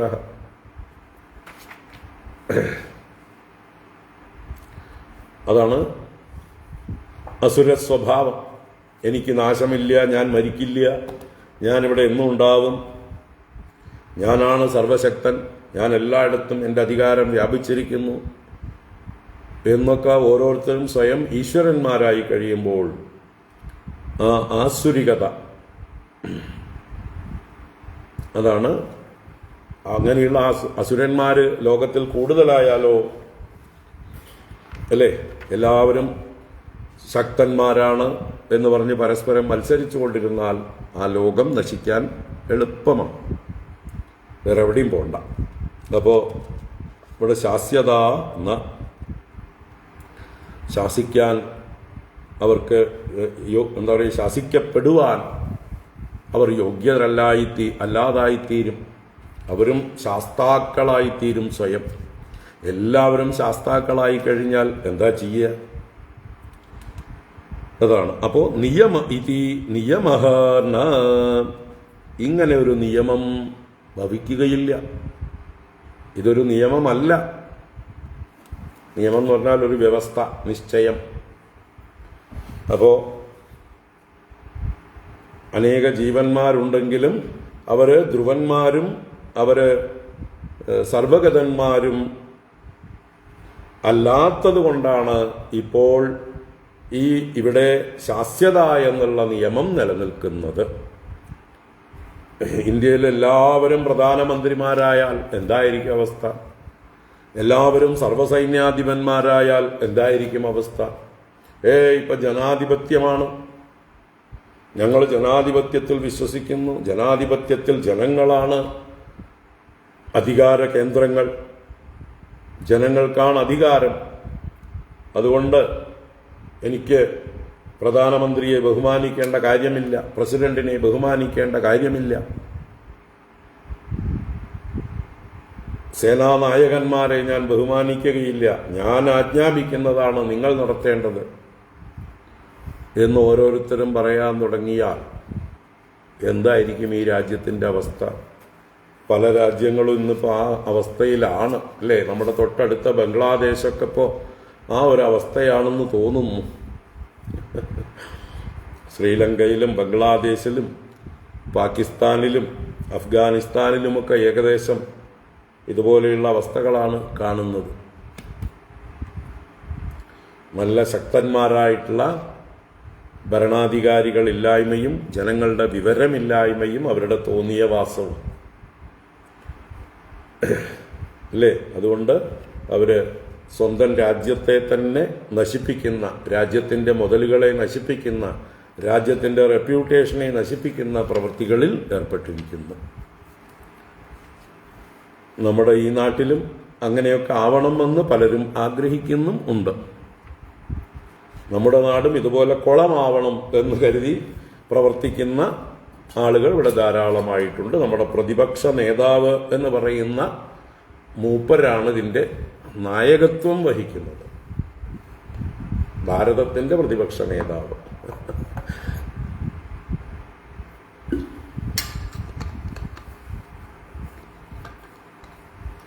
നമ്മുടെ രാജ്യത്തെക്കുറിച്ച് പുറം രാജ്യങ്ങളിൽ പോയി കുറ്റങ്ങൾ പറയുകയും ഇവിടെ ജനാധിപത്യമില്ല, ഇവിടെ എല്ലാം തല്ലിപ്പൊളിയാണ് പരിപാടികൾ എന്നൊക്കെ പ്രസംഗിക്കുകയൊക്കെ ചെയ്തുകൊണ്ട് നടക്കുന്ന ആ ഒരു വിവരം കെട്ട ഒരാൾ, അയാളെ പിടിച്ച് ഇന്ത്യയുടെ പ്രതിപക്ഷ നേതാവ് എന്ന് പറഞ്ഞു വെച്ചിട്ടുണ്ട്.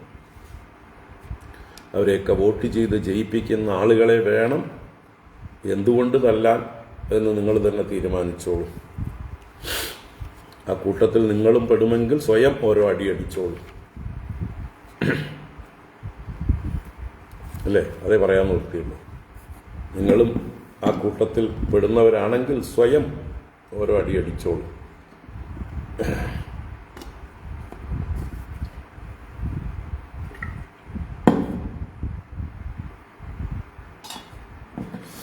പറഞ്ഞു വന്നത്, ഒരു രാജ്യത്ത് എല്ലാവരും പ്രധാനമന്ത്രിമാരാവില്ല, എല്ലാവരും സർവ്വസൈന്യാധിപന്മാരാവില്ല. അങ്ങനെ ആയാൽ ഒരു വ്യവസ്ഥ ഉണ്ടാവുകയില്ല. അതുപോലെ നമ്മൾ സർവജ്ഞന്മാരും സർവശക്തന്മാരും സർവവ്യാപികളും അല്ല എന്ന് നമുക്ക് ബോധ്യമുണ്ട്. അല്പമെങ്കിലും കോമൺ സെൻസ് ഉണ്ടെങ്കിൽ അത് നമുക്കറിയാവുന്നതാണ്. അപ്പം അങ്ങനെയുള്ളത് വരേക്കും, ദേഹാഭിമാനം ഉള്ളത് വരേക്കും, നമുക്ക് മരണമുണ്ട് എന്നുള്ള ചിന്ത, ഭയം ഉള്ളത് വരേക്കും, പരിമിതനാണെന്നുള്ള ദുഃഖം ഉള്ളത് വരേക്കും തീർച്ചയായിട്ടും ഞാൻ ജീവനാണ്, ഈശ്വരൻ ഈശ്വരനാണ്. ഈശ്വരനെ ജീവനായ ഞാൻ സേവിക്കേണ്ടവനാണ്, ഭജിക്കേണ്ടവനാണ്, സ്തുതിക്കേണ്ടവനാണ്. ഏതുവരേക്ക്? എൻ്റെ അജ്ഞാനം നീങ്ങും വരേക്കും. എൻ്റെ ജീവഭാവം മാറുന്നത് വരേക്കും, എന്നിലെ ആത്മഭാവം ഉണരുന്നത് വരേക്കും. ഹനുമാൻ സ്വാമി പറഞ്ഞതുപോലെ അല്ലേ, ദേഹഭാവേ തു ദാസോഹം ജീവഭാവേ ത്വദംശകഃ ആത്മബുദ്ധ്യാ ത്വമേവാഹം ഇതി മേ നിശ്ചിതാമതി. ഹനുമാൻ സ്വാമി ശ്രീരാമസ്വാമിയോട് പറഞ്ഞതാണ്, ഞാൻ ദേഹമാണെന്ന് കരുതുമ്പോൾ ഞാൻ അങ്ങയുടെ ദാസനാണ്, ഞാൻ ജീവനാണെന്ന് കരുതുമ്പോൾ അങ്ങയുടെ അംശമാണ്, അങ്ങ് പൂർണ്ണനാണ്, അങ്ങ് സമുദ്രമാണ്, ഞാൻ തരംഗമാണ്. ഇനി ഞാൻ ആത്മാവാണെന്നുള്ള ബോധം എന്നിൽ ഉറയ്ക്കുമ്പോഴോ ഞാനും അങ്ങും ഒന്നു തന്നെ. ആത്മഭാവേ ത്വമേവാഹം, അങ്ങ് തന്നെയാണ് ഞാൻ. ഇതിമേ നിശ്ചിതാമതി, മേ മതി ഇതി നിശ്ചിത, എൻ്റെ ബുദ്ധി ഇപ്രകാരം ഉറച്ചിരിക്കുന്നു. അപ്പൊ അതുകൊണ്ട് നിയമഃ ന, അപ്പൊ നിയമം ഇല്ലാതിരിക്കില്ല, അല്ല നിയമം ഇല്ലാതിരിക്കും. എല്ലാവരും സ്വയം ഈശ്വരന്മാരായി തീർന്നാൽ ഇതരതാ സ്യാത്, ഇതരത ഉണ്ടായി വരും. ഇതരത എന്ന് പറഞ്ഞാൽ അതിൻ്റെ വിപരീത ഭാവം വന്നു ചേരും എന്നർത്ഥം. യത് യന്മയം മജനി അവമുച്ച സമം യത് അനുജാനതാം മതദുഷ്ടതയാ അമതം തത് നിയന്തൃ ഭവേത്. അപ്പോൾ ഏതൊന്ന് മയമായി ജനിച്ചുവോ, എന്തെന്നായി ഭവിച്ചുവോ, ആ എല്ലാറ്റിലും സമമായിരിക്കുന്ന അതിനെ അറിയാതിരിക്കുന്നവർക്ക്, ആത്മാവിനെ അറിയാതിരിക്കുന്നവർക്ക് മതദുഷ്ടതയാ, മതദുഷ്ടത ജ്ഞാനദുഷ്ടതയാ, ജ്ഞാനം ദുഷിച്ചിരിക്കുന്നത് കാരണമായിട്ട്, ജ്ഞാനദോഷം ഹേതുമായിട്ട് അമതമായിരിക്കുന്നു, അറിയപ്പെടാത്തതായി ഇരിക്കുന്നു, സത്യം അറിയാതിരിക്കുന്നു. അതുകൊണ്ട് അങ്ങനെയുള്ളവരെ നിയന്ത്രിക്കേണ്ടതുണ്ട്.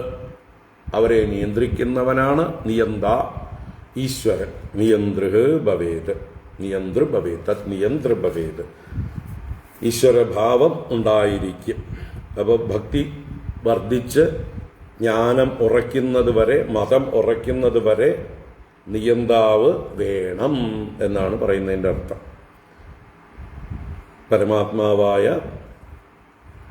ആ ഭഗവാൻ ഈശ്വരൻ തന്നിൽ നിന്ന് ഭിന്നനാണ് എന്നുള്ള ആ ഒരു ഭാവത്തിൽ കാണുന്നുണ്ടെങ്കിൽ അത് അദ്ദേഹം നിയന്താവും ഞാൻ ശാസിക്കപ്പെടുന്നവനും നിയന്ത്രിക്കപ്പെടുന്നവനും നിയമ്യനും ആണെന്നുള്ള ഭാവം ഉണ്ടാകണം. ജീവഭാവത്തോടെ അവനെ ഭജിക്കുക. അവനെ ഭജിക്കുന്തോറും അവനോട് അടുക്കുകയും രണ്ടും തമ്മിലുള്ള സാമ്യം നല്ലതുപോലെ അറിയാൻ കഴിയുകയും ഉള്ളിൽ ആ ജ്ഞാനം വേണ്ട പോലെ ഉറച്ച് പ്രകാശിക്കുകയും ചെയ്യും.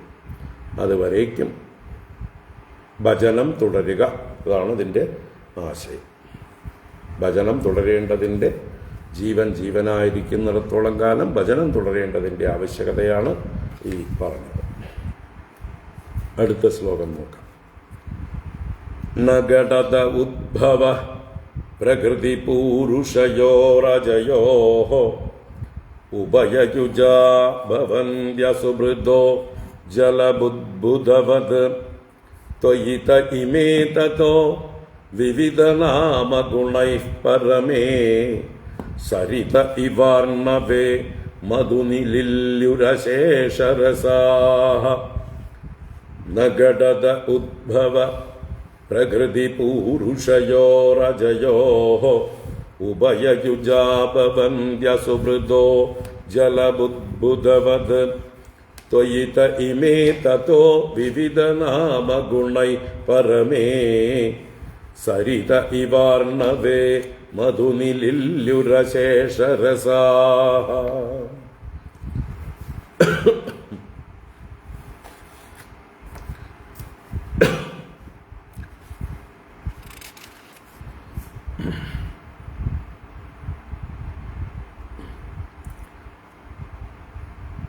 ഇത് തന്നെയാണ് ആശയം. ഒന്നുകൂടെ ഉറപ്പിക്കുകയാണ്.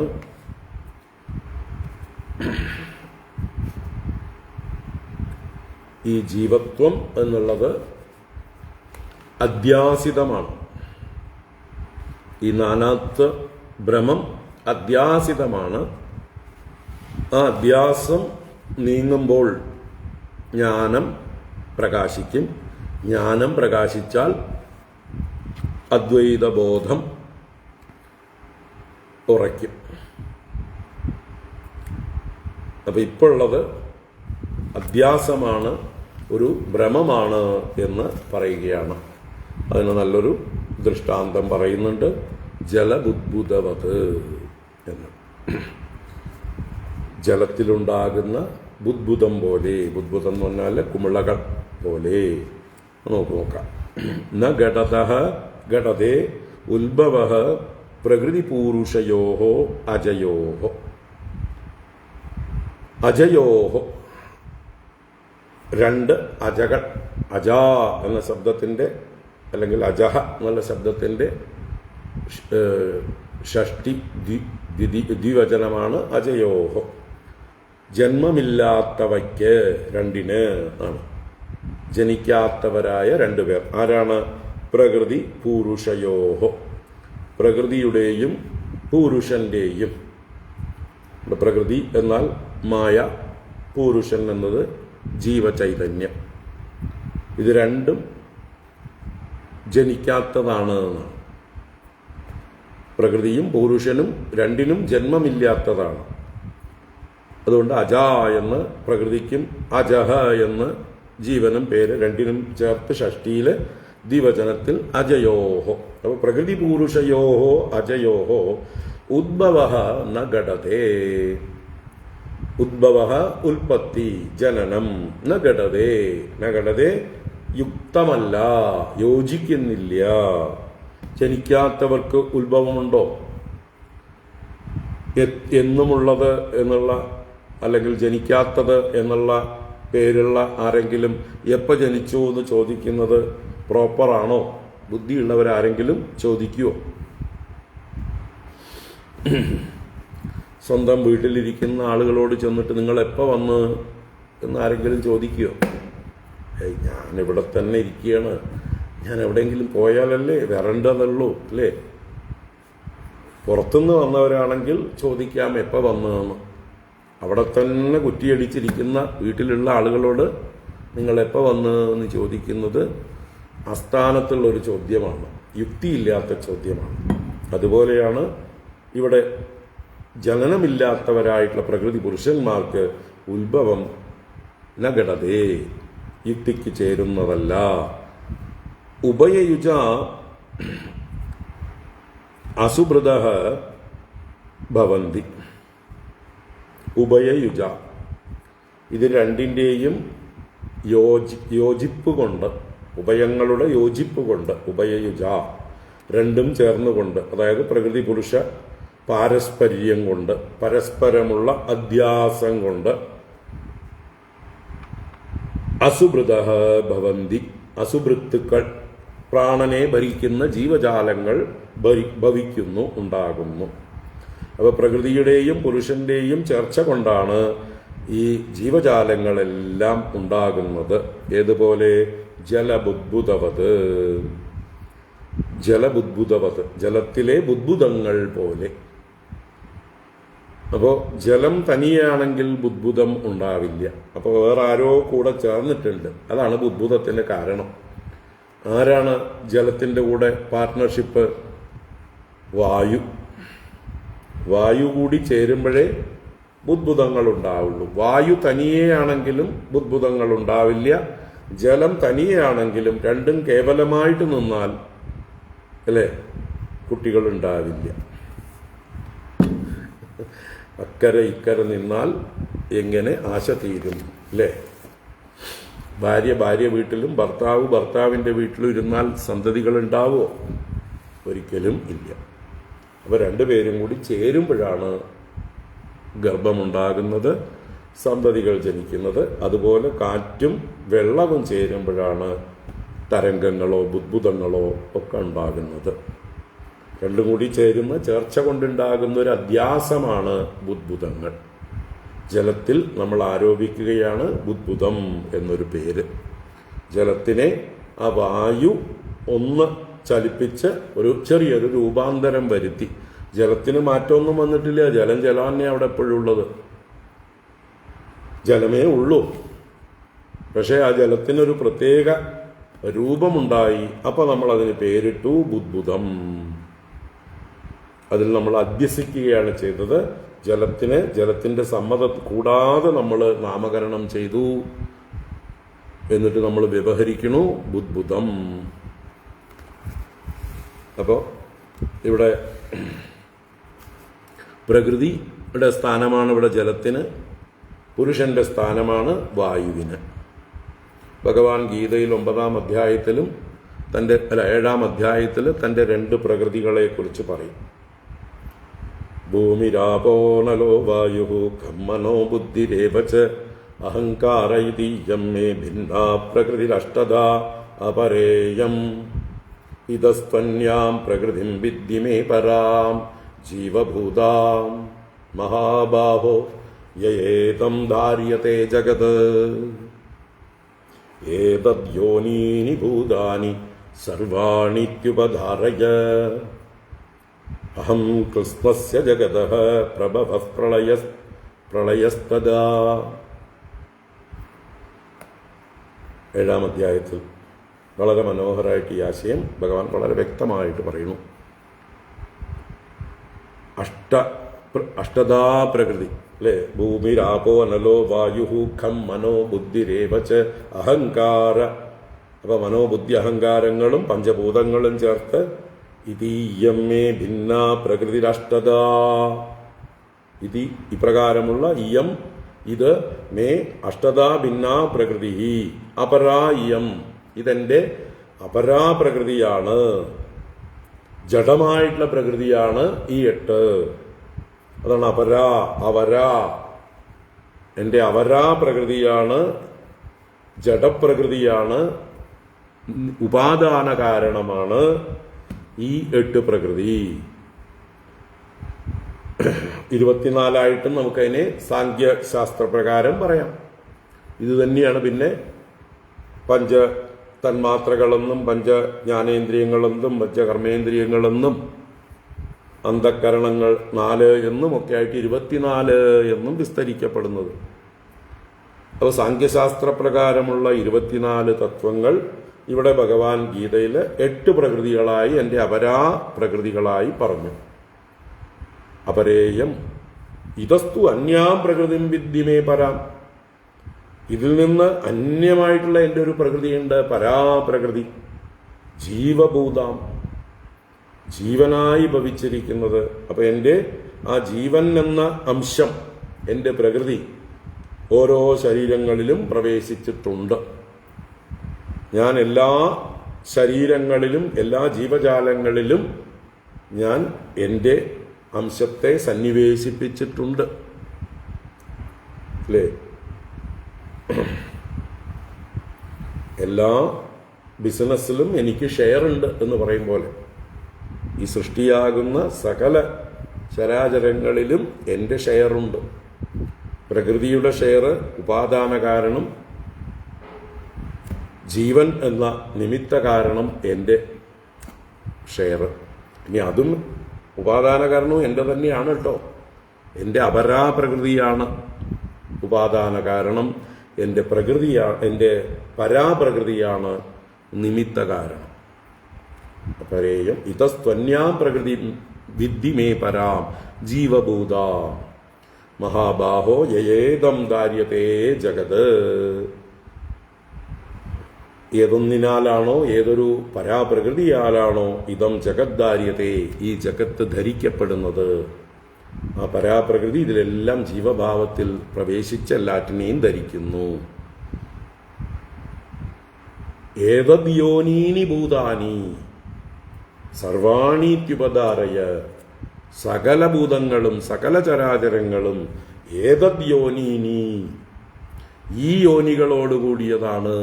യോനി എന്നാൽ ഉത്ഭവസ്ഥാനങ്ങൾ. അപ്പോൾ ഈ പരാപ്രകൃതിയും അപരാപ്രകൃതിയും അഥവാ അഷ്ടതാ ഭിന്ന അപരാപ്രകൃതിയും ജീവഭൂതമായിരിക്കുന്ന പരാപ്രകൃതിയും ഇത് രണ്ടും കൂടി സംയോജിക്കുമ്പോഴാണ് സർവഭൂതങ്ങളും ഉത്ഭവിച്ചു വരുന്നത്. അല്ലാതെ ഇൻഡിപെൻഡന്റ് ആയിട്ട് അവയ്ക്ക് സൃഷ്ടി ഇല്ല. ജീവൻ തനിയെ ഇരുന്നാലും സൃഷ്ടിയില്ല, പ്രകൃതി തനിയെ ഇരുന്നാലും സൃഷ്ടിയില്ല. ഇത് രണ്ടും കൂടി ചേരുമ്പോഴാണ് കാറ്റും വെള്ളവും ചേർന്ന് ബുദ്ഭുതങ്ങൾ ഉണ്ടാകും പോലെ ഈ സൃഷ്ടി ഉണ്ടാകുന്നത്. അതാണ് അജയോഹോ പ്രകൃതി പുരുഷയോഹോ ഉത്ഭവ നഗടതേ. ജനിക്കാത്തവയായ ഇവയ്ക്ക് ജന്മമില്ല. ഉഭയയുജ അസുഭൃത ജലബുദ്ഭുതവത് ഭവന്തി. രണ്ടും കൂടി ചേർന്നുകൊണ്ട് ജലത്തിൽ ബുദ്ഭുതങ്ങൾ ഉണ്ടാകും പോലെ അസുഭൃത്തുക്കൾ പ്രാണൻ ധരിക്കുന്ന ജീവജാലങ്ങൾ ഭവിക്കുന്നു. തതഃ ഇമേ വിവിധ നാമഗുണൈഹി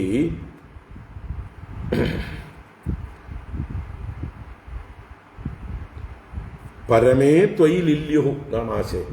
അതിന് രണ്ട് ദൃഷ്ടാന്തങ്ങൾ പറയുകയാണ്. തതഃ തേ ഇമേ,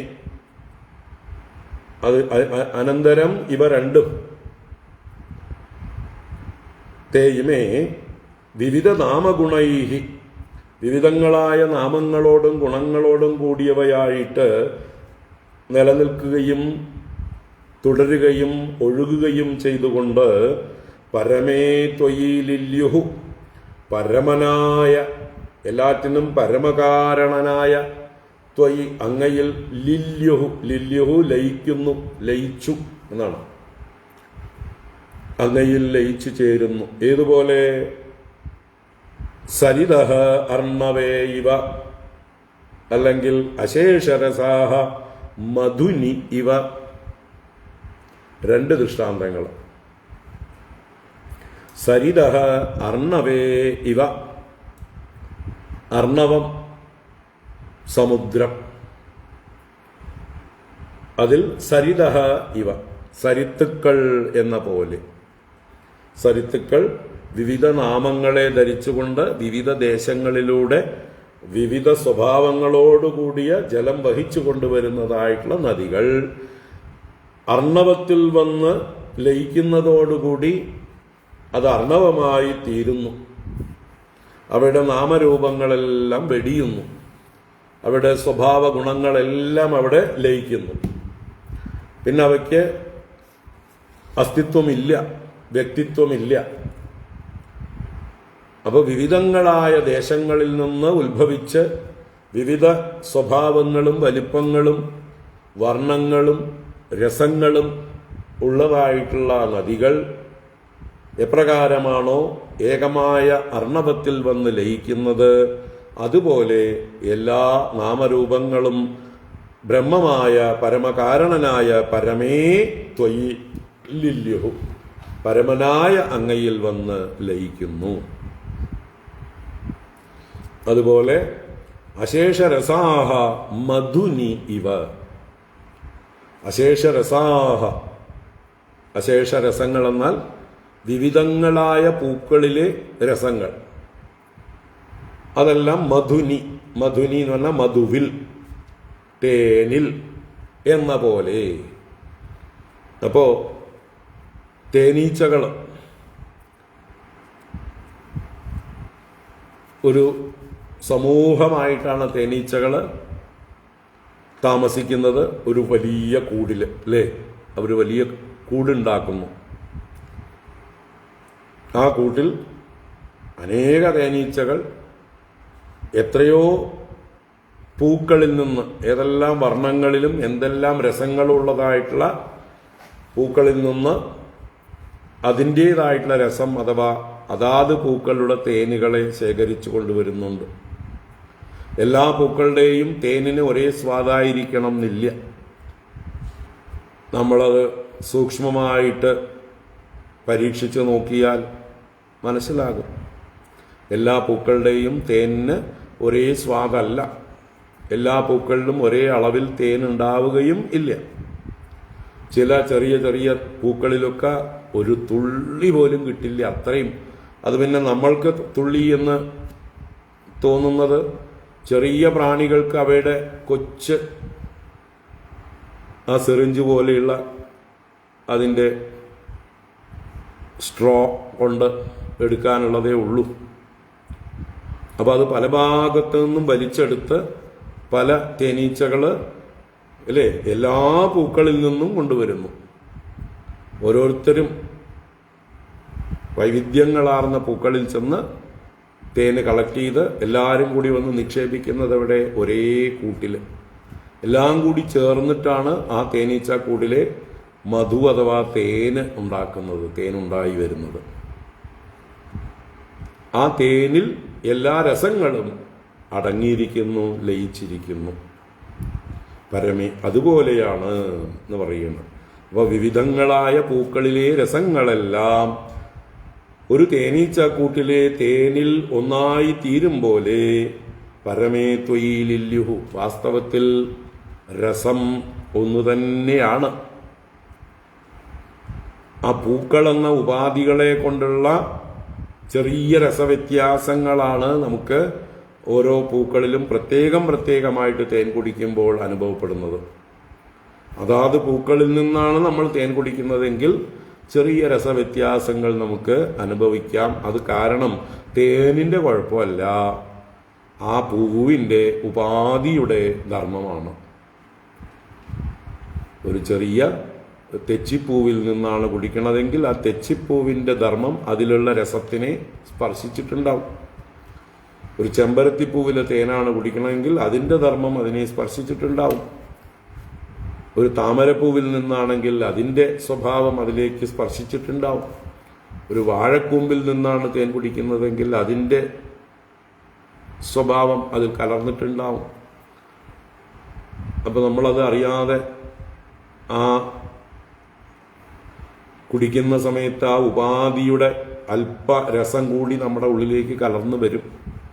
അപ്പോൾ ചിലപ്പോൾ ചവർപ്പ് തോന്നും, ചിലതിലധികം മധുരം തോന്നും, അങ്ങനെ പല രുചിക്ക് വ്യത്യാസം വരും. അതെന്തുകൊണ്ട്? തേനിന്റെ അല്ലെങ്കിൽ ആ രസത്തിന്റെ വ്യത്യാസമല്ല, അതാത് ഉപാധികളുടെ ധർമ്മമാണ്. ഇതുപോലെയാണ് ചൈതന്യം എല്ലാറ്റിലും ഒന്നാണ്, ഉപാധികൾക്കനുസരിച്ചാണ് അത് പ്രകാശിക്കുന്നത്, അത് പ്രകടമാകുന്നത്. ഇവിടെ പൂക്കൾ വ്യത്യസ്തമായിരിക്കുന്നത് പോലെയാണ് പ്രകൃതി എല്ലാറ്റിലും കലർപ്പ് വ്യത്യാസമായിരിക്കുന്നത്. പ്രകൃതിയുടെ ഏറ്റക്കുറച്ചിലുകളാണ് ഉപാധികളുടെ വ്യത്യാസങ്ങൾക്ക് കാരണം. പ്രകൃതിയിലെ തത്വങ്ങളുണ്ടല്ലോ, 24 തത്വങ്ങൾ, അതിൻ്റെ ഏറ്റക്കുറച്ചിലുകൾ കൊണ്ട്, അതിൻ്റെ കോമ്പിനേഷൻ കൊണ്ട്, വ്യത്യാസം കൊണ്ടാണ് ഉപാധികൾ വ്യത്യസ്തമായിരിക്കുന്നത്. അല്ലാതെ ചൈതന്യത്തിൻ്റെ വ്യത്യാസം കൊണ്ടല്ല. ചൈതന്യം തേൻ പോലെ ഒരു രസമാണ്, മറ്റത് പ്രകൃതിധർമ്മം ഉപാധിധർമ്മമാണ്. അപ്പോൾ ഇതിൽ 3 ദൃഷ്ടാന്തങ്ങളിലൂടെ 3 തത്വങ്ങൾ നമുക്ക് തെളിവാക്കി തരുന്നു, ഉറപ്പിച്ചു തരികയാണ് ചെയ്യുന്നത്. എന്തുകൊണ്ട് നാനാത്വം, എന്തുകൊണ്ട് ജീവന്മാർ തമ്മിൽ ഏറ്റക്കുറച്ചിലുകൾ, വ്യത്യാസം, ഇവയുടെയൊക്കെ വ്യത്യാസമില്ലേ പ്രകൃതിയിൽ? നദികൾ പല വ്യത്യാസമുള്ളവയില്ലേ? പക്ഷെ അവയെല്ലാം സമുദ്രത്തിൽ ചെന്ന് ചേരുമ്പോൾ നാമരൂപങ്ങൾ വെടിഞ്ഞ് ഒരു ജലമല്ലേ? അതുപോലെ തേന് ഒന്നാകുന്നു, വിവിധ പൂക്കളിൽ അത് വ്യത്യസ്തമായിട്ട് തോന്നുകയാണ്. അതുപോലെ മറ്റൊരാശയമാണ് ജലത്തിൽ ബുദ്ബുദങ്ങൾ ഉണ്ടാകുന്നത് വായുവിൻ്റെ ചേർച്ച കൊണ്ട് അധ്യസിക്കപ്പെടുന്നതാണ്. അതുപോലെ പുരുഷനും പ്രകൃതിയും കൂടി ചേരുമ്പോൾ ഉണ്ടാകുന്ന ആ ഒരു ഭൗതികമായ മാറ്റങ്ങളാണ് നാമരൂപങ്ങൾക്ക് കാരണം. വാസ്തവത്തിൽ ഇവിടെ ഒന്നും ജനിക്കുന്നുമില്ല, ഒന്നും നശിക്കുന്നുമില്ല. ബുദ്ബുദമാണ് ജനിച്ച് നശിക്കുന്നത്. ജലവും വായുവും ജനിച്ചിട്ടുമില്ല, നശിച്ചിട്ടുമില്ല. ജലം അവിടെ ഉണ്ടായിരുന്നു, ഈ ബുദ്ബുദം പൊട്ടിയപ്പോഴും ജലം അവിടെ തന്നെ ഉണ്ട്. വായുവും ജനിച്ചിട്ടുമില്ല, നശിച്ചിട്ടുമില്ല. അപ്പോൾ ജഡമായ പ്രകൃതിയും ചേതനയായ പുരുഷനും രണ്ടും കൂടി ചേർന്ന് ഉണ്ടാകുന്നതാണ് ഈ നാനാത്വം എന്ന അധ്യാസം അഥവാ ഭ്രമം. ഇതിനെ വേണ്ട പോലെ ചിന്തിച്ച് ഈ ഭ്രമത്തെയാണ് നമ്മൾ നീക്കേണ്ടത്. ഭ്രമം നീങ്ങാൻ വേണ്ടിയിട്ടാണ് നമ്മൾ വിചാരം ചെയ്യേണ്ടത്. സത്യം പരം ധീമഹി.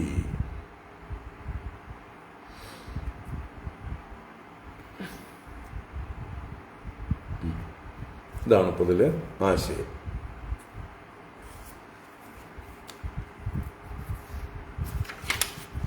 നഗടത ഉദ്ഭവ പ്രകൃതി പൂരുഷയോ രജയോ ഉഭയയുജാഭവന്ത്യ സുഹൃദോ ജലബുദ്ബുദവദ് ത്വയിത ഇമേ തതോ വിവിധ നാമഗുണൈഃ പരമേ സരിത ഇവാർണവേ മധുനി ലില്യുരശേഷരസാഹ. അപ്പോൾ പ്രകൃതി പുരുഷന്മാരുടെ പരസ്പര അധ്യാസം നിമിത്തമായിട്ട് പ്രപഞ്ച സൃഷ്ടി. ഇതാണ് ഇതിലെ ആശയം. അടുത്ത ശ്ലോകത്തിലേക്ക് നമുക്ക് നാളെ വൈകുന്നേരം കിടക്കാം.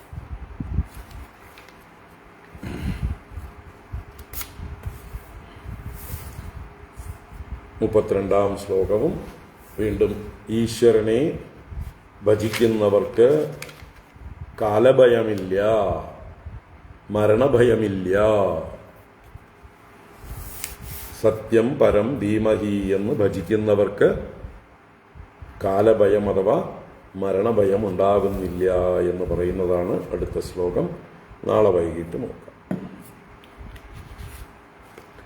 ഓം കായേന വാചാ മനസേന്ദ്രിയൈർവാ ബുദ്ധ്യാത്മനാ വാ പ്രകൃതേ സ്വഭാവാത് കരോമി യദ്യത് സകലം പരസ്മൈ നാരായണായേതി സമർപ്പയാമി. ഓം ശാന്തി ശാന്തി ശാന്തി. ഹരി ഓം. നാരായണ. നാളെ വൈകിട്ട് എല്ലാവർക്കും ശുഭരാത്രി.